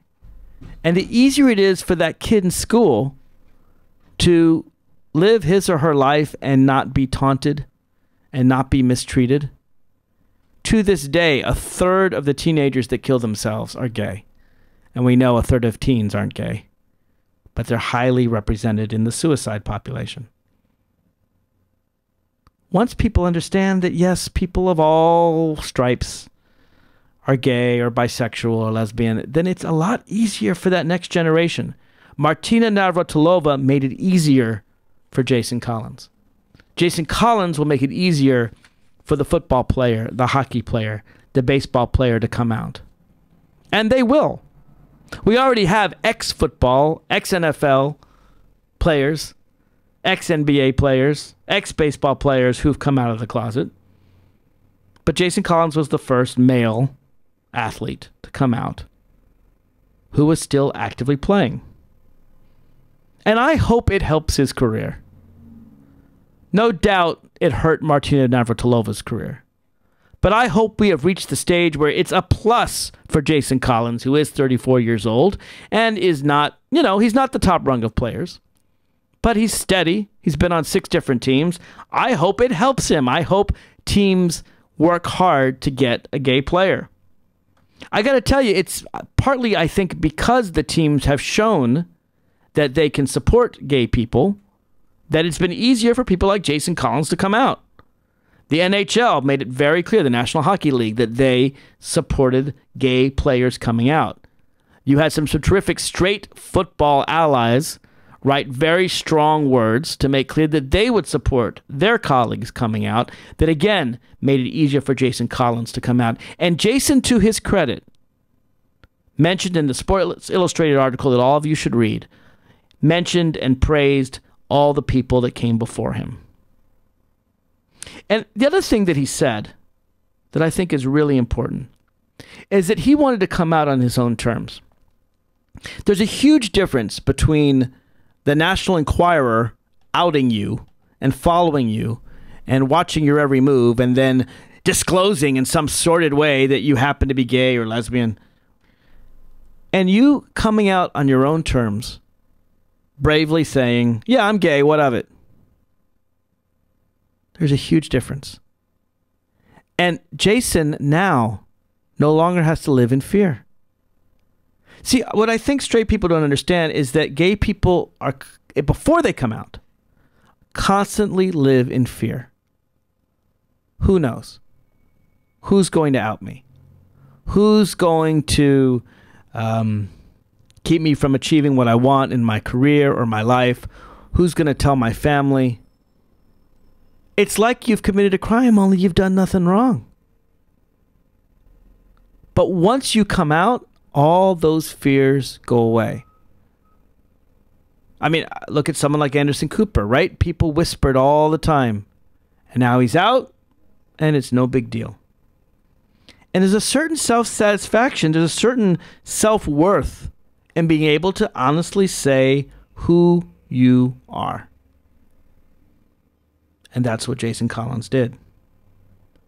And I think that we can, while we still have a ways to go as a nation, and we still have a ways to go where a man can be a nurse or a flight attendant or a florist without being thought of as gay, where women can fight in combat, and women can play basketball without being thought of as gay. So we actually have some straight stereotypes we have to stop. We have to allow straight people to do these things, just as we have gay male basketball players.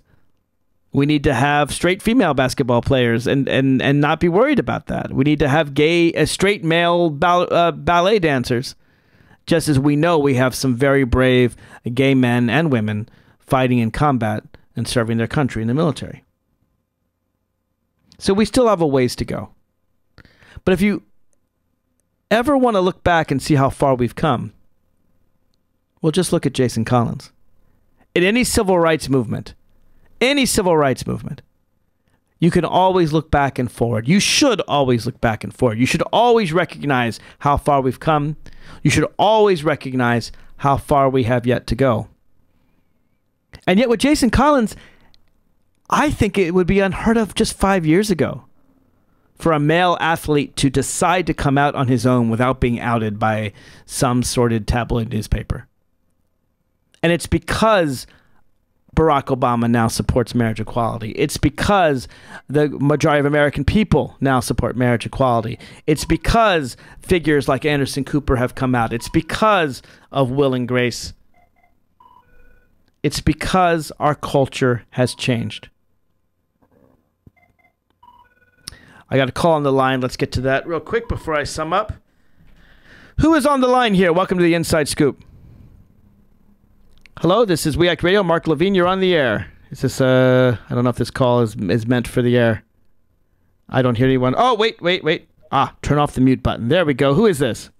This is Yusuf Muhammad from Las Vegas, Nevada. Hello, welcome to the show. Do you have a comment on what I'm saying about Jason Collins coming out? I was just kind of calling because I'm watching the Rock Newman show, and I wanted to find out about him and Rock scheduling a showdown for the minister in Las Vegas. Okay, you're calling into a radio show at We Act Radio in Washington, D.C., Mark Levine's Inside Scoop. Are you calling in the right number? I was calling on the number that Rock gave week before last. Okay, I'm not sure you're calling the right place right now, but okay. Let me get you off the air, and you can call again. Thanks. Okay. Sorry about that. I sometimes I don't have a producer in studio, and I take my own calls, and I'm not sure what that was about. But let me just close up by saying this: if you ever want a milepost for how far we've come, just look at the response to Jason Collins coming out versus, well, just the actively anti-gay rhetoric that we heard 5 years ago. I mean, it was 5 years ago that we heard comments by various sports people that they didn't like gay people, or they wouldn't work with gay people. And what happened? Well, this now, unlike the Women's Tennis Association didn't want Martina Navratilova to come out, now you're fined by the NFL or the NHL if you make anti-gay comments. And what it shows is that when people at the top make very clear that homophobia won't be punished, it makes it a lot easier for people to come out. Harry Truman made it very clear in 1948 to all the racists in the military who didn't want the military to be segregated that he would not tolerate people, whites who refused to serve with blacks in the military. And there were whites who did refuse to serve with blacks in 1948, and they were drummed out lickety-split. So the same is true with sports today. If you make homophobic comments, you are fined. You are punished. So it's striking to me that the only negative comment that I've read about Jason Collins coming out was a sports guy named Mike Wallace. And Mike Wallace was really a fairly limited response. It wasn't near as homophobic as some of the really nasty stuff that we saw as recently as 2007 or 2011. He said, all these beautiful women in the world and guys want to mess with other guys. Shake my head, SMH. As anti-gay comments go, that's relatively tame. That's something that some of my friends might say to me as a joke. And yet, almost within minutes, 4 minutes later, he had deleted that tweet and followed it up with, I'm not bashing anybody, don't have anything against anyone, I just don't understand it. I'm laughing because, well, it shows how far we've come. It shows how far we've come that even a relatively harmless tweet was immediately deleted. Because we live in a different world from just 5 years ago. a world where prejudice is at least not publicly tolerated. And that is a big step forward. Obviously, we still have racism. Obviously, we still have sexism. But the fact that racism and sexism are much less publicly tolerated is a big step forward. And the same is true with homophobia. And sports was honestly, now that the military has equality and marriage is coming up with equality, sports for men, that's kind of was the last readout. The last place where homophobia could continue to exist was the locker room. And Jason Collins, you've taken a big step forward in ending that prejudice. So we still have a few more firsts to go. We're going to wait for the first football player and, of course, the first hockey player and the first baseball player to come out. And it's going to be tough. And then they're going to say, wait for the first really good player to come out. Right? They're going to wait for the first Martina Navratilova of baseball, the one that hits most of the home runs, to come out. And then he'll come out too. And then there'll be no more firsts. And then there will come a day when, to quote Martin Luther King, when people aren't judged by the color of their skin, when all humanity can come together. On the day when there are no more firsts. On the day when it really is not news whether someone is gay or straight, whether a black or a white person is playing on a team, whether your doctor is male or female, whether your senator is a man or a woman, or gay or straight. So come out wherever you are. I'm out. And I encourage everyone to come out too.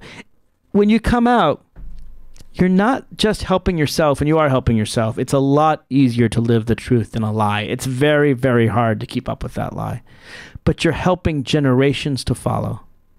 Jason Collins is one of the last of the firsts. And he can only do what he did because of all the firsts that came before him.